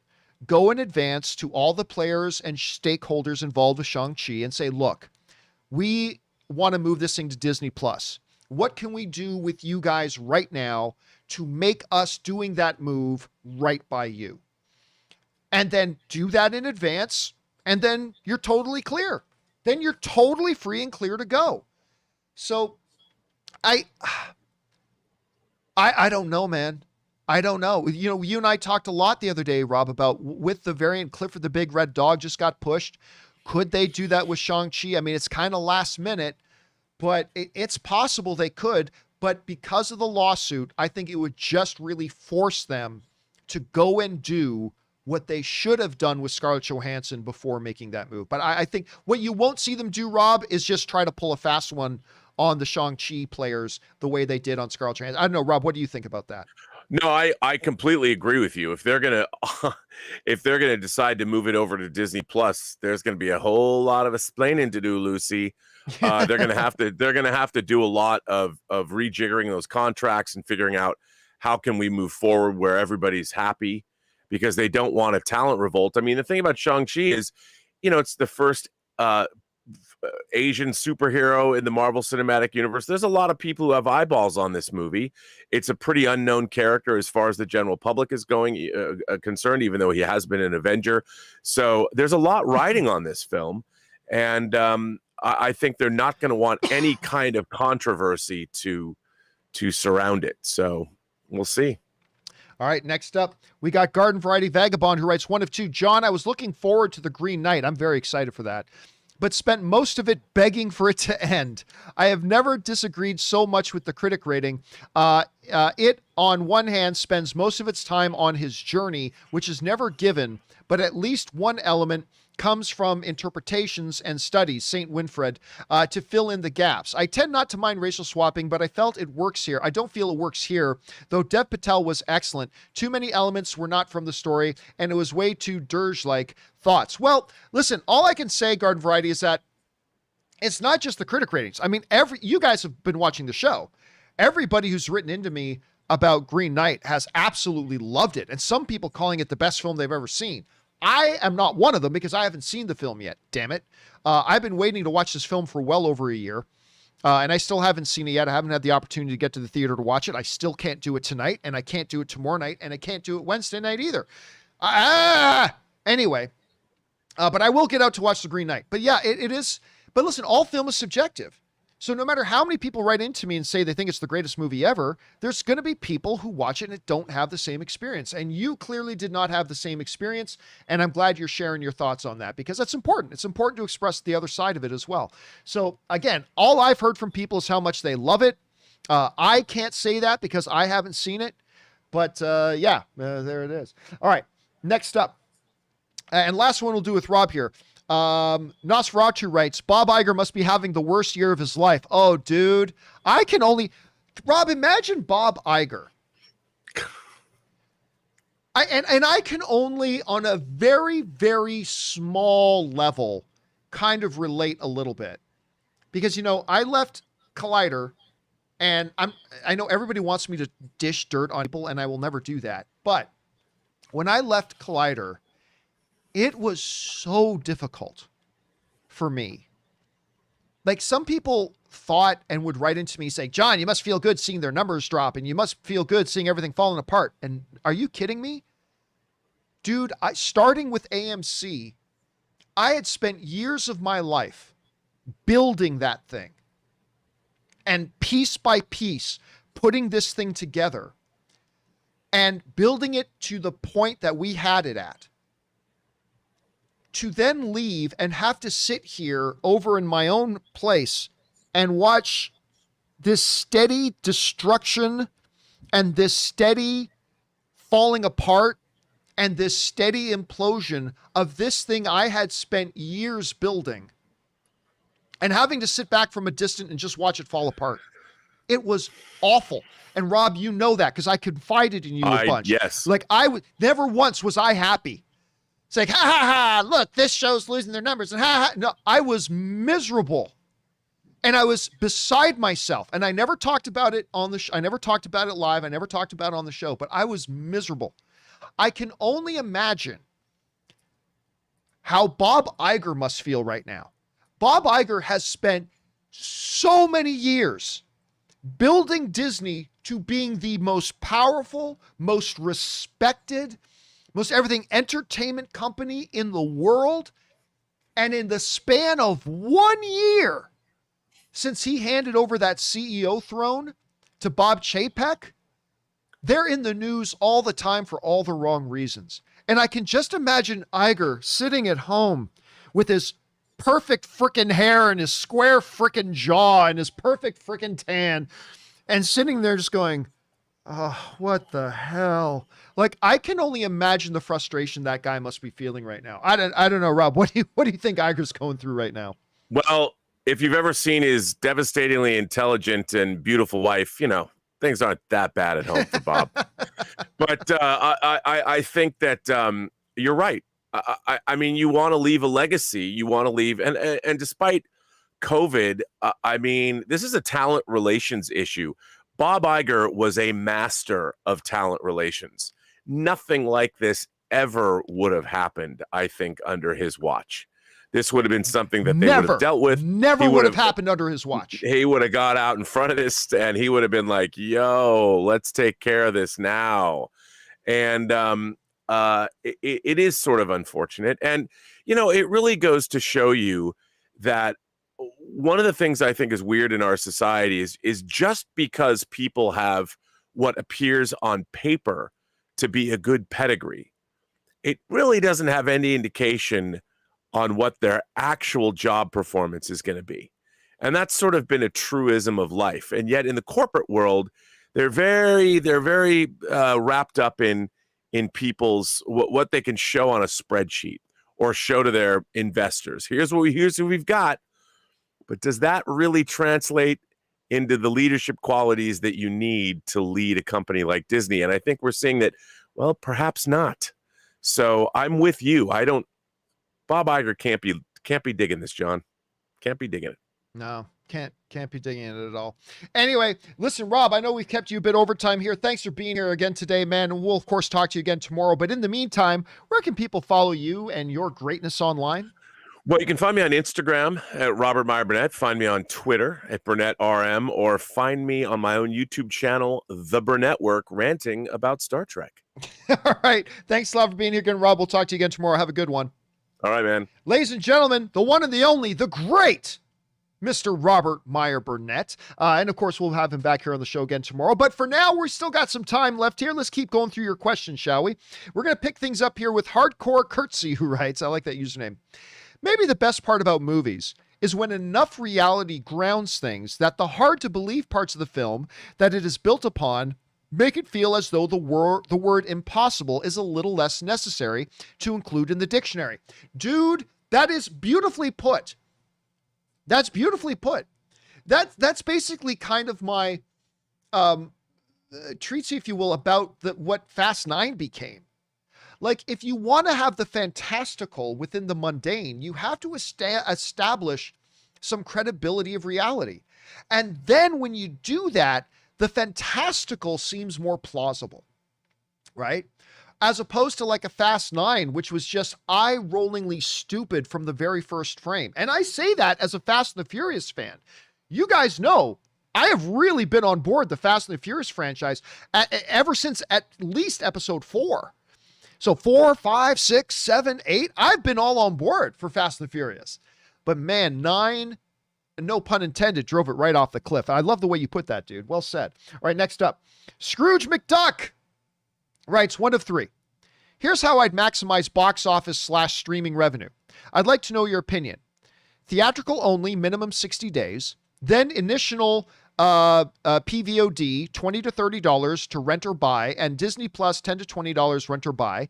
Disney Plus is cheaper to still drive subs. Honestly, with all the Marvel, Star Wars shows, I don't think the movies themselves drive subs.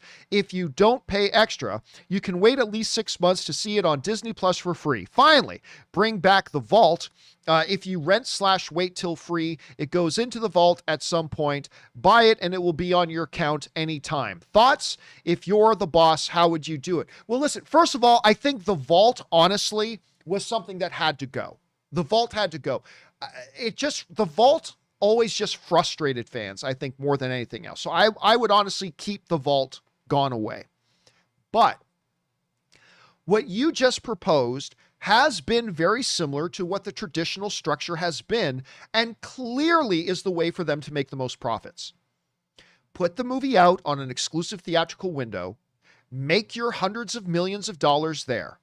Then, after a 45-day theatrical window, 60-day theatrical window, it used to be 90 days. Now I think it's 45 is the norm. But after the theatrical window, however long that window is, then sell it on PVOD so people can just watch it at home if they want for 20 to 30 to whatever dollars. Then you're making money there. So you got the money from the theaters in hundreds of millions. Then you get money from PVOD. And then you, as a streaming service, enjoy the benefits of putting it then on your streaming service, which will drive subscribers. It's a best of all worlds. The Disney premium streaming strategy, Deadline did a great article on this, but the streaming strategy cuts out 2 essential levels of revenue generating. And it's costing them hundreds of millions of dollars in losses. And it's that thing of you can have the best of both worlds. Have the theatrical and then have your home viewing experience. Just do them in an order where people who love the theatrical experience still have the theatrical experience and you make hundreds of millions of dollars.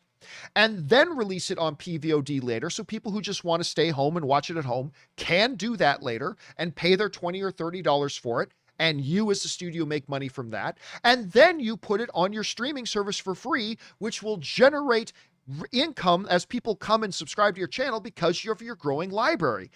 It is a tried, true, tested, money-making process that, again, the articles at Deadline pointed out, it's really the way they should be doing things. But I mean, look, they're going to experiment with things and see how it go. But basically, Scrooge, I do like your process. I do like your process. All right, next up. Scrooge McDuck Jr. writes, I notice you often mention someone as a good Canadian kid, but good doesn't exist without the bad. So who are the bad Canadian kids you never seem to want to talk about? Look, when I mention a good Canadian kid, that's just, if they're Canadian kids, so they're a good Canadian kid. There are no bad Canadian kids, in general, the way I mean it, the way I interpret it at any rate. All right. David 27 writes, Hey, John, I am really excited for Shang-Chi, and the trailer has been amazing. This feels like the first movie of Phase 4.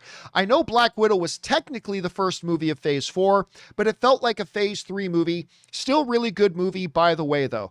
Yeah, I liked Black Widow. I did. I don't think it's one of the better Marvel films. I don't, but I still liked it. I thought the villains were terrible, but I thought the good outweighed the bad, and I thought it was good.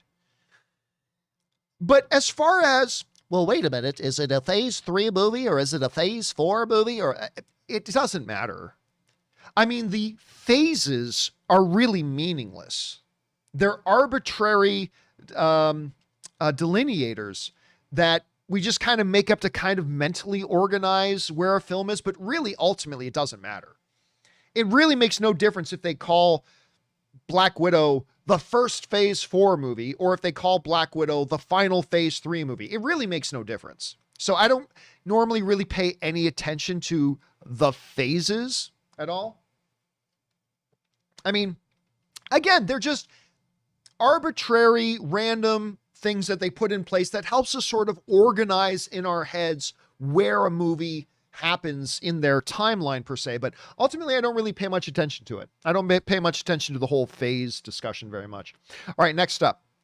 David 27 writes, Hey John, something I've been thinking about for a couple of weeks, and I was wondering what your thoughts on it. Do you think the reason the Eternals are now getting involved because of the Loki finale and the multiverse, because they didn't get involved? I don't think so. I don't think so.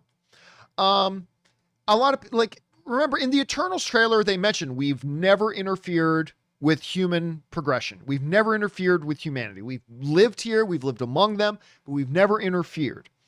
So the big question, obviously, from that trailer became, well, what's the thing that has now motivated them to get involved? I highly doubt it's the Loki thing. I don't think they're going to basically build the entire premise of this big Eternals movie based on the idea that you have to have watched this Disney Plus show. I don't think they do that. I don't think the director would have gotten involved with this movie if they thought that was it. So I don't think that'll be it. It's not impossible, and it might be something remotely connected to it, but I don't think I don't think the events of Loki is what becomes the pivotal spark event that gets the Eternals involved. So I don't think that's going to be it. But hey, it's still possible, but I think it's going to be something else. We will see. All right, next up. David 27 also writes, they didn't get involved in Endgame, and that was a huge event in the universe. You would think that they would show up during the whole Infinity Saga. What are your thoughts? Again, we don't know. We're going to have to wait and find out. I mean, for all we know, they may look, I believe we're going to see a young Thanos in Eternals. It'll probably be in a flashback scene or something like that. I think we're going to see a young Thanos, but they probably even look at Thanos as like that, not something that concerns us. I don't know, but until we get more information about the Eternals, it's kind of pointless to speculate on my part. So I don't know. We're just going to have to wait till we get more information on that, David. All right.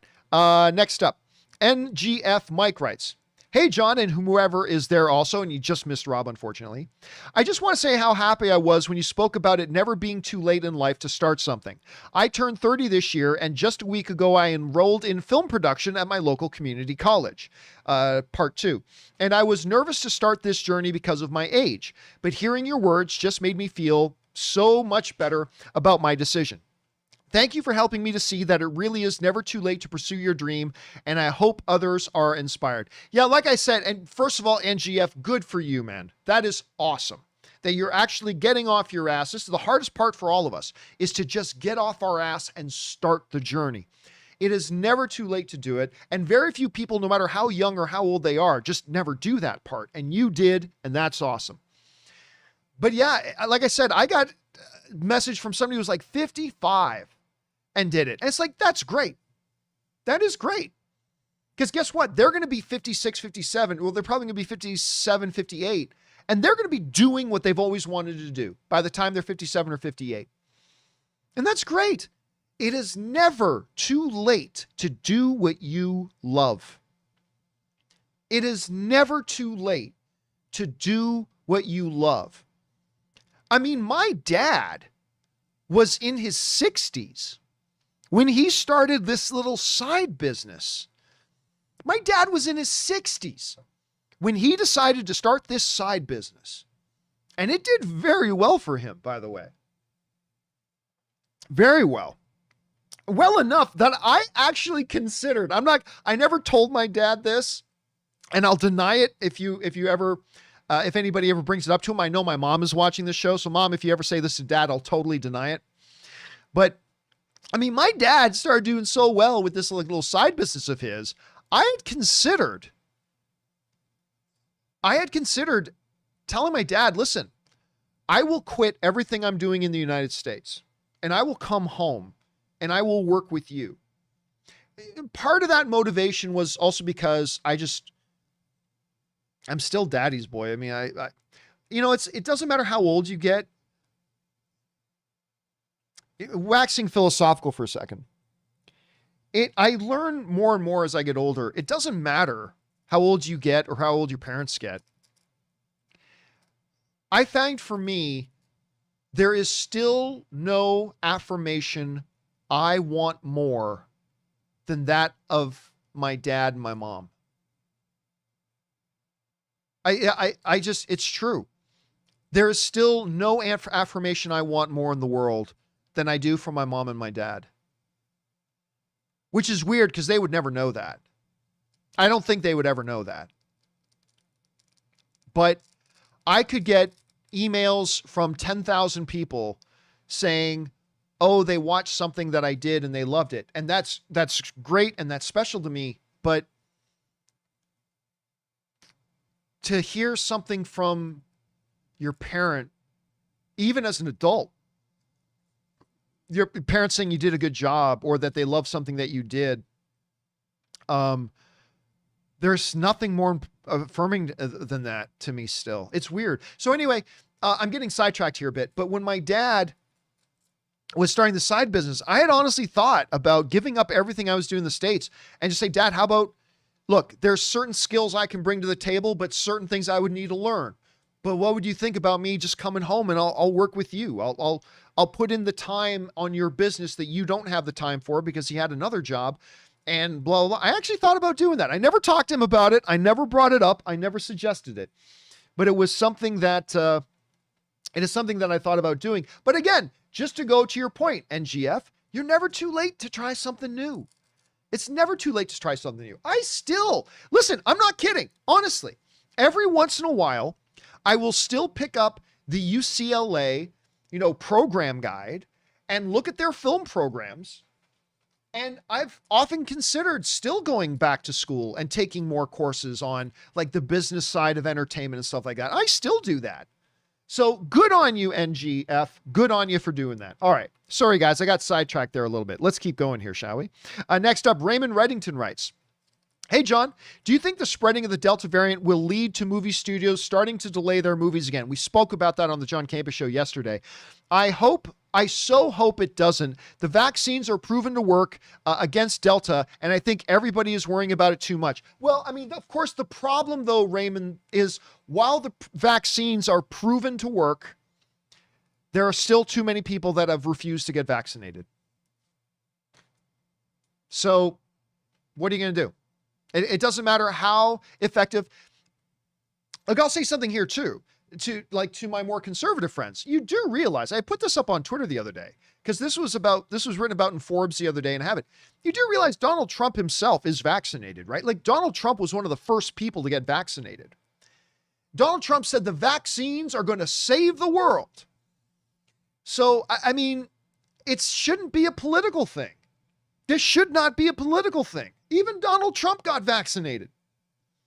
So I don't know. It's crazy. So ultimately, Raymond, they're going to have to make these decisions. The studios are going to have to make these decisions, not based on whether or not the vaccine is safe and effective, which science has proved that it is. They got to make decisions about all the people who aren't getting vaccinated. And because of that, the numbers are spiking and the hospitalizations are going up. Hospitals are getting overcrowded in a lot of states again. And it's tough. So right now, I think it's a coin toss. I said yesterday, and I still believe today, that it is a virtual coin toss, 50-50, that Shang-Chi is actually going to release when it's supposed to release. So I'm not saying it is. I'm not saying it isn't. To me, right now, I think it's a complete coin toss. I think it's a complete coin toss. All right, next up. Thor, but not complaining, writes. I love that username. Writes, well, I finally finished watching Lord of the Rings for the first time, and you were right. Return of the King became my favorite of the three, and the soundtrack for Sauron's defeat sent chills all over my body. Here's to the Amazon series and whatever they bring. Yeah, look, I've gone on, Thor, I've gone on many times about the absolute magic, not just of Lord of the Rings as a whole, but of Return of the King specifically. Lord of the Rings Return of the King specifically is so freaking magic. I mean, honestly, I sometimes wonder, what was the best completion of the trilogy? Return of the Jedi or Return of the King? Because they're both so bloody perfect. And Return of the Jedi is my favorite of the Star Wars movies. Return of the King is my favorite of the Lord of the Rings films. They're just all so great though, man. They're just all so great. All right, next up. Let's see here. Some dude writes, I'm beginning to think that the buzz surrounding the No Way Home trailer is pretty comparable to the buzz Sony would have gotten if it did release one. Not even remotely. Begs the question, say Sony releases no trailer for it ever. How much does it make opening weekend? Drastically less. Listen, this came out, I remember there used to be a lot of discussions going on about Endgame. And, some people saying, Endgame doesn't even have to put out any trailers. Well, that shows that you have a basic fundamental misunderstanding about how the world works. Yeah, a lot of us are buzzing in our little 5% circles. A lot of us are buzzing about Spider-Man No Way Home with the lack of a trailer. But what we always forget is we are 5%. We're 5%. The trailers are not about the 5% who are already going to go see that movie no matter what. Trailers are about the 95% that are more casual film goers. Some may go see it if they just see there's a new Spider-Man movie, but the vast majority of average film goers need to see a trailer to get excited. And they need to get excited to be motivated to plop down money and plan an evening to go to the theater and watch a movie. And so, yeah, it's very popular in our little 5% circles to hear the phrase, they don't even need trailers for that movie. Yes, they do. It is the difference, as Kevin Feige once said, it is the difference between a movie making $1 billion and making $1.4 billion. It is the difference between a movie losing money and a movie making money. And yes, they absolutely do need to have a marketing campaign for Spider-Man No Way Home. No matter what overzealous fanboy you hear saying in whatever chat that they don't even need to make a trailer for Spider-Man No Way. Yes, they do. They absolutely do. And that is why the studios will spend tens and hundreds of millions of dollars sometimes on their marketing campaigns. They're not dumb. Sometimes they're dumb. But generally, the marketing experts, they're not dumb. They're willing to spend that money because they know there is a direct correlation between how they market the film and how many butts they get put in the seats. So yes, absolutely, 1,000%. Just because me and you and a few other people in our 5% circles would go to see Spider-Man no matter what, they need to put out trailers. They need a marketing campaign. They need to mount that campaign and get the 95% motivated to want to go out and see the movie. And so, yeah, that's kind of my take on that. Anyway, thanks for writing that in, some dude. Good question, man. Let's see. Next up, We've got Joey, who writes 1 of 2. My dad and I went to go see Jungle Cruise in IMAX on Friday, and we both really enjoyed it. Good on you, man. It felt like the first Pirates of the Caribbean and Indiana Jones mixed together. Emily Blunt and Dwayne Johnson were the best part of the movie. But what made it even better was before the movie started, they showed the Dune, Eternals, Shang-Chi, and Top Gun 2 trailers in IMAX. And oh my God, it was so beautiful. I think I started to cry a little bit because of how amazing it was. I'll tell you what, dude, it was actually pretty cool sitting in a movie theater and watching like the top. I think I told the story the other day that I was in a movie theater the other day, and one of the trailers that was coming up was the Top Gun trailer. And the moment that gong, but that first gong, you have that bong, everybody recognized it immediately. Everybody knew that gong was Top Gun.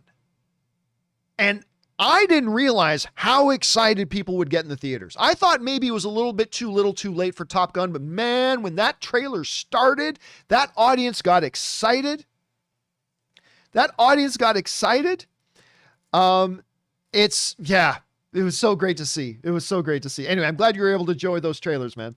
All right, next up, we've got Andy Hong, who writes, a great man by the name of John Campea once said, bring on the filthy. However, a legendary man by the name of Dominic Toretto told us, bring on the family. Bring on the family. That is the big thing about Toretto, of course. Everything is powered by the seventh infinity stone, by the way, which is family.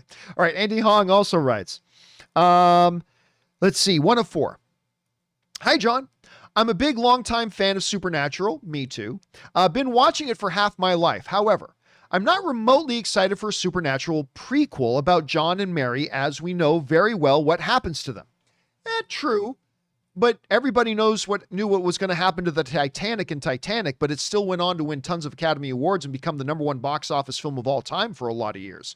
It was pretty great. Anyway, as we all know very well what happens to them. I also can't imagine most of the Supernatural family feeling okay either, since half of them hate John for being abusive and most of them hate Mary for being neglectful. Add to that, Supernatural tried 2 spin-offs before and they led nowhere. And I think this is where the fan base, including me, realized that we only care about watching Sam and Dean. Most of all, when I think about the bigger narrative Supernatural, this prequel about John and Mary is nothing more than a joke to Chuck, because John and Mary lead down to Sam and Dean. Any impact or stake that this prequel would try to display has no meaning and is only there to tickle Chuck's pickle. In fact, I have a hard time looking at older seasons of Supernatural, as great as they were, because in the back of my mind, I just know that Chuck is pulling the strings for his own joy and fun. I think, see, here's the problem though, Andy. And first of all, let me say, I am not completely on board and super excited for a Supernatural spinoff, the John and Mary. For those of you who don't know, Jensen Ackles is executive producing a Supernatural spin-off series that's going to be a prequel that basically follows Sam and Dean's mom and dad, which we did get to see a bunch of that in the show itself. Now, I'm not big on prequel material in general. There are some exceptions, but in general, I'm not kind of big on prequel material. But that being said,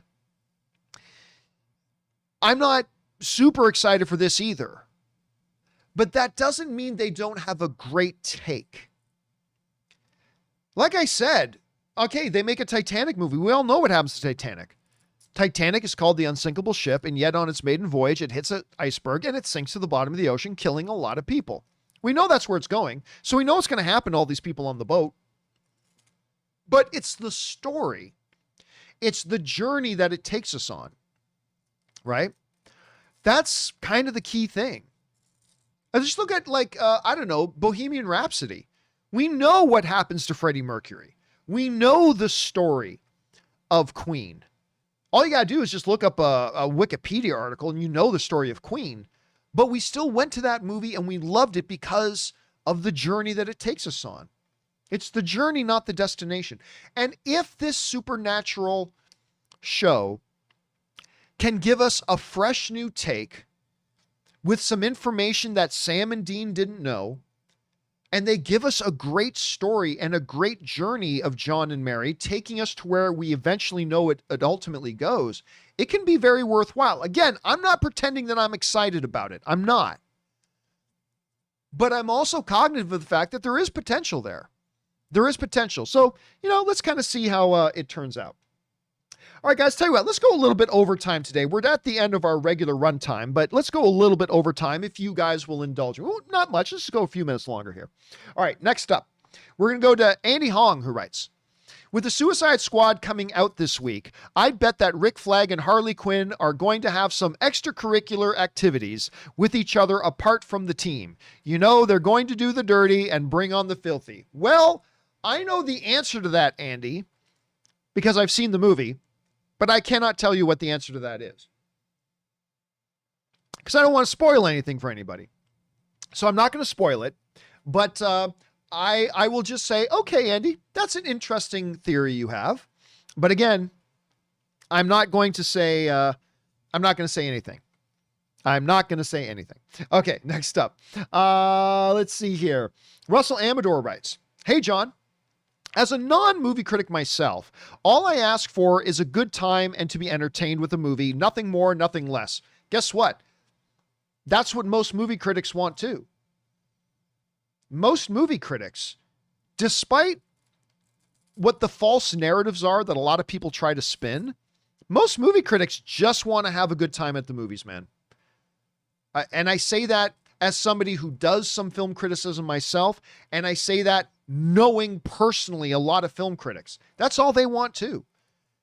They just want to look, most film critics understand that movies are experiential events. They're meant to give you an experience. And all a movie fan and all most film critics want is just to be given a good experience.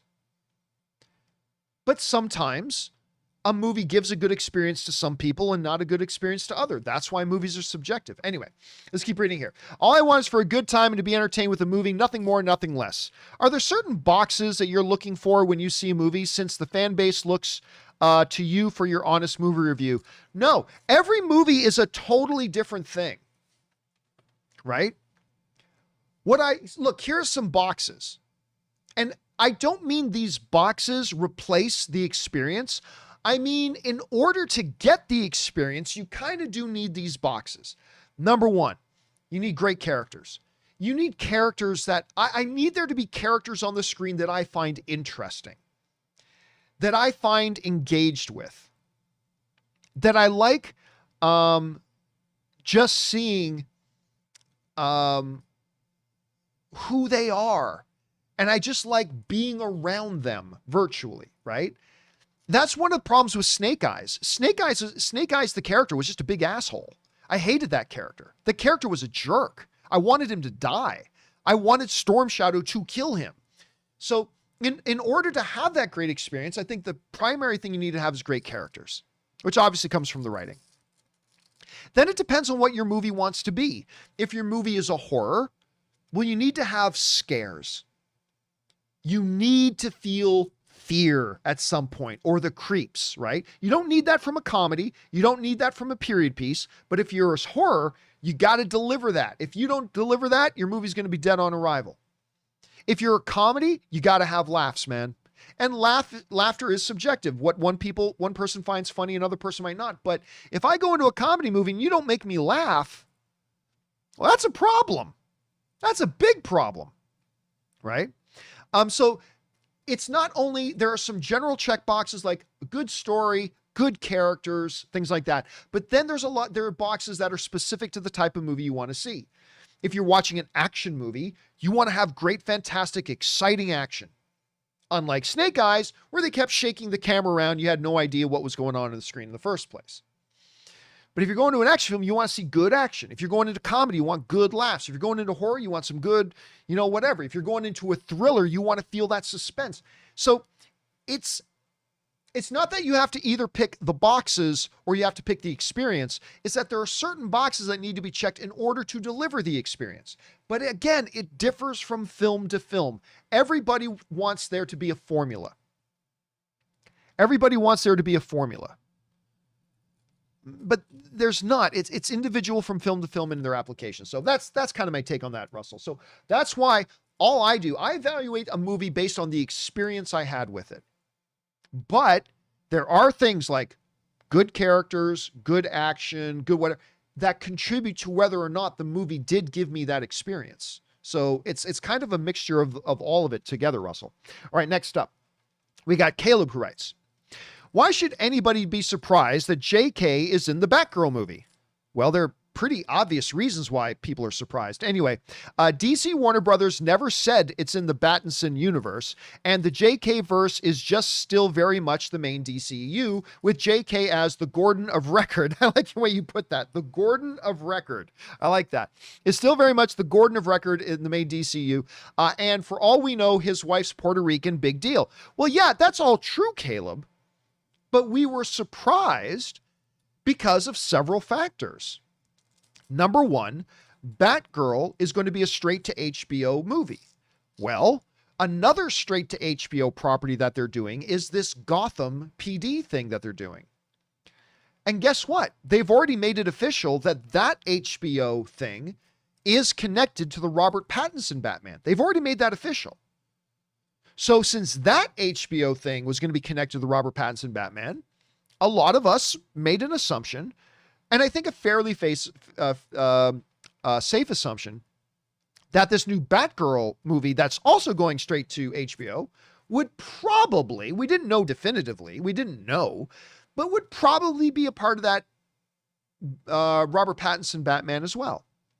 Then, on top of that, when they cast Leslie Grace as the new Batgirl, who was absolutely fantastic in the Heights, well, she looks a lot more like she could be the daughter of Jeffrey Wright, who is the Commissioner Gordon in the Robert Pattinson Batman, than she does like J.K. Simmons, who is the more mainline DCEU Commissioner Gordon. So when you added that up, you say, well, it's on HBO Max Direct, just like Gotham is, and that's connected to the Robert Pattinson Batman. And they cast Leslie Grace, who looks a lot more like she would be Jeffrey Wright's daughter than she would be J.K. Simmons' daughter. It never meant definitively that means that this Batgirl movie is going to be part of the Robert Pattinson universe. Not at all. But it certainly gives you some very decent basis to make a guess that it would probably be a part of the Robert Pattinson Batman. And so, yes, when they came out and said J.K. Simmons was going to be the Commissioner Gordon of the Batgirl movie, by default meaning that the Batgirl movie is going to be part of the mainline DCEU universe, it was surprising. It was surprising. I think it's for pretty obvious reasons. Not like a total shock, like the world is falling apart, but yeah, I think there was very, very good reason there that if you made an assumption that this was going to be part of the Pattinson Batman universe, there was some good logic there. So yeah, when they said it was JK, it was surprising. A pleasant surprise, but surprising nonetheless. All right, next up. Caleb also writes, separate. Just saw the 2012 Danish film The Hunt with Mads Mikkelsen as a teacher who gets accused of indecency by a student. Truly brilliant, especially the script and Mads' very type performance. Have you seen it? If so, your thoughts. Thanks, and bring on the filthy. No, I had somebody a little while ago tell me about it though. And I have not yet seen it myself.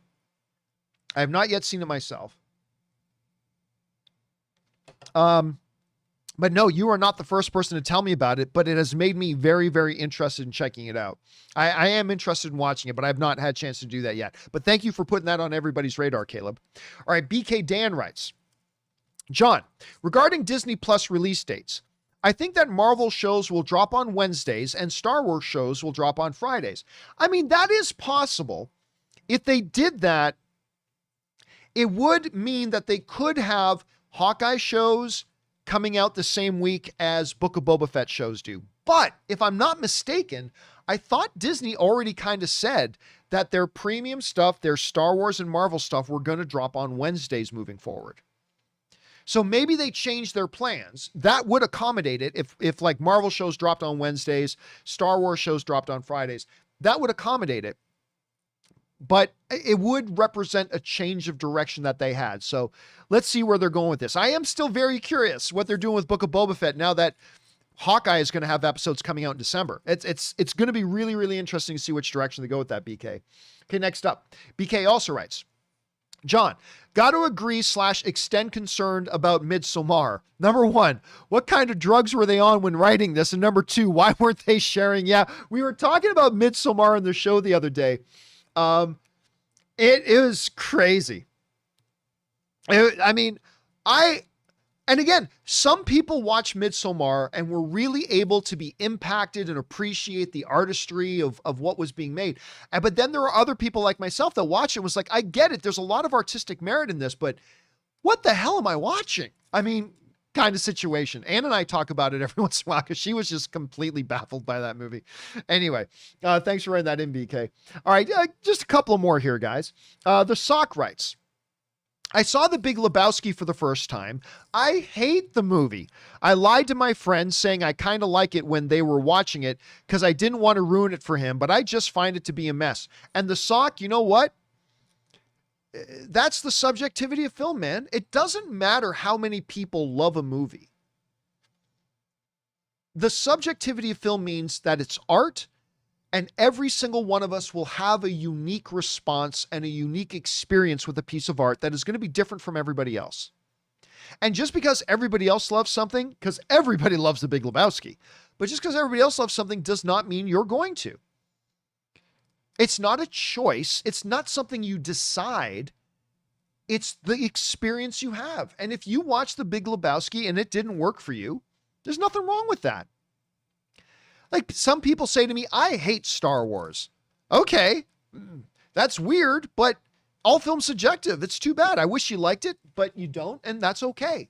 So if you don't like The Big Lebowski, dude, you don't like The Big Lebowski. Nothing wrong with that. All right, next up. Ryan H. writes, hey, John, I believe you've mentioned that you've watched Banshee. No, I think Rob watched Banshee anyway, but I can't remember. I just started watching season 4 and loved the first 3 seasons. If you have, did you love it? And if not, do you have any plans to watch it? I do not have any plans to watch it. There are a number of things that I already have higher on the list, but there are other shows that I never had any plans to watch, but enough people kept telling me about it that eventually I gave in and started watching it. So maybe that could be one of them. Thanks for putting that on the radar, Ryan. Appreciate that. All right. Last question we will do today comes to us from IMAV, who tips in $50. Thank you, IMAV, for supporting our channel on that level, man. Really appreciate that, dude. That's very generous. And IMAV writes, Rob mentioned that he got some new webcams on your advice. Do you know which make/model webcams he purchased? Yes, because I'm the one who told him to get them. I do some streaming and I could use an upgrade. Okay, so I will tell you this.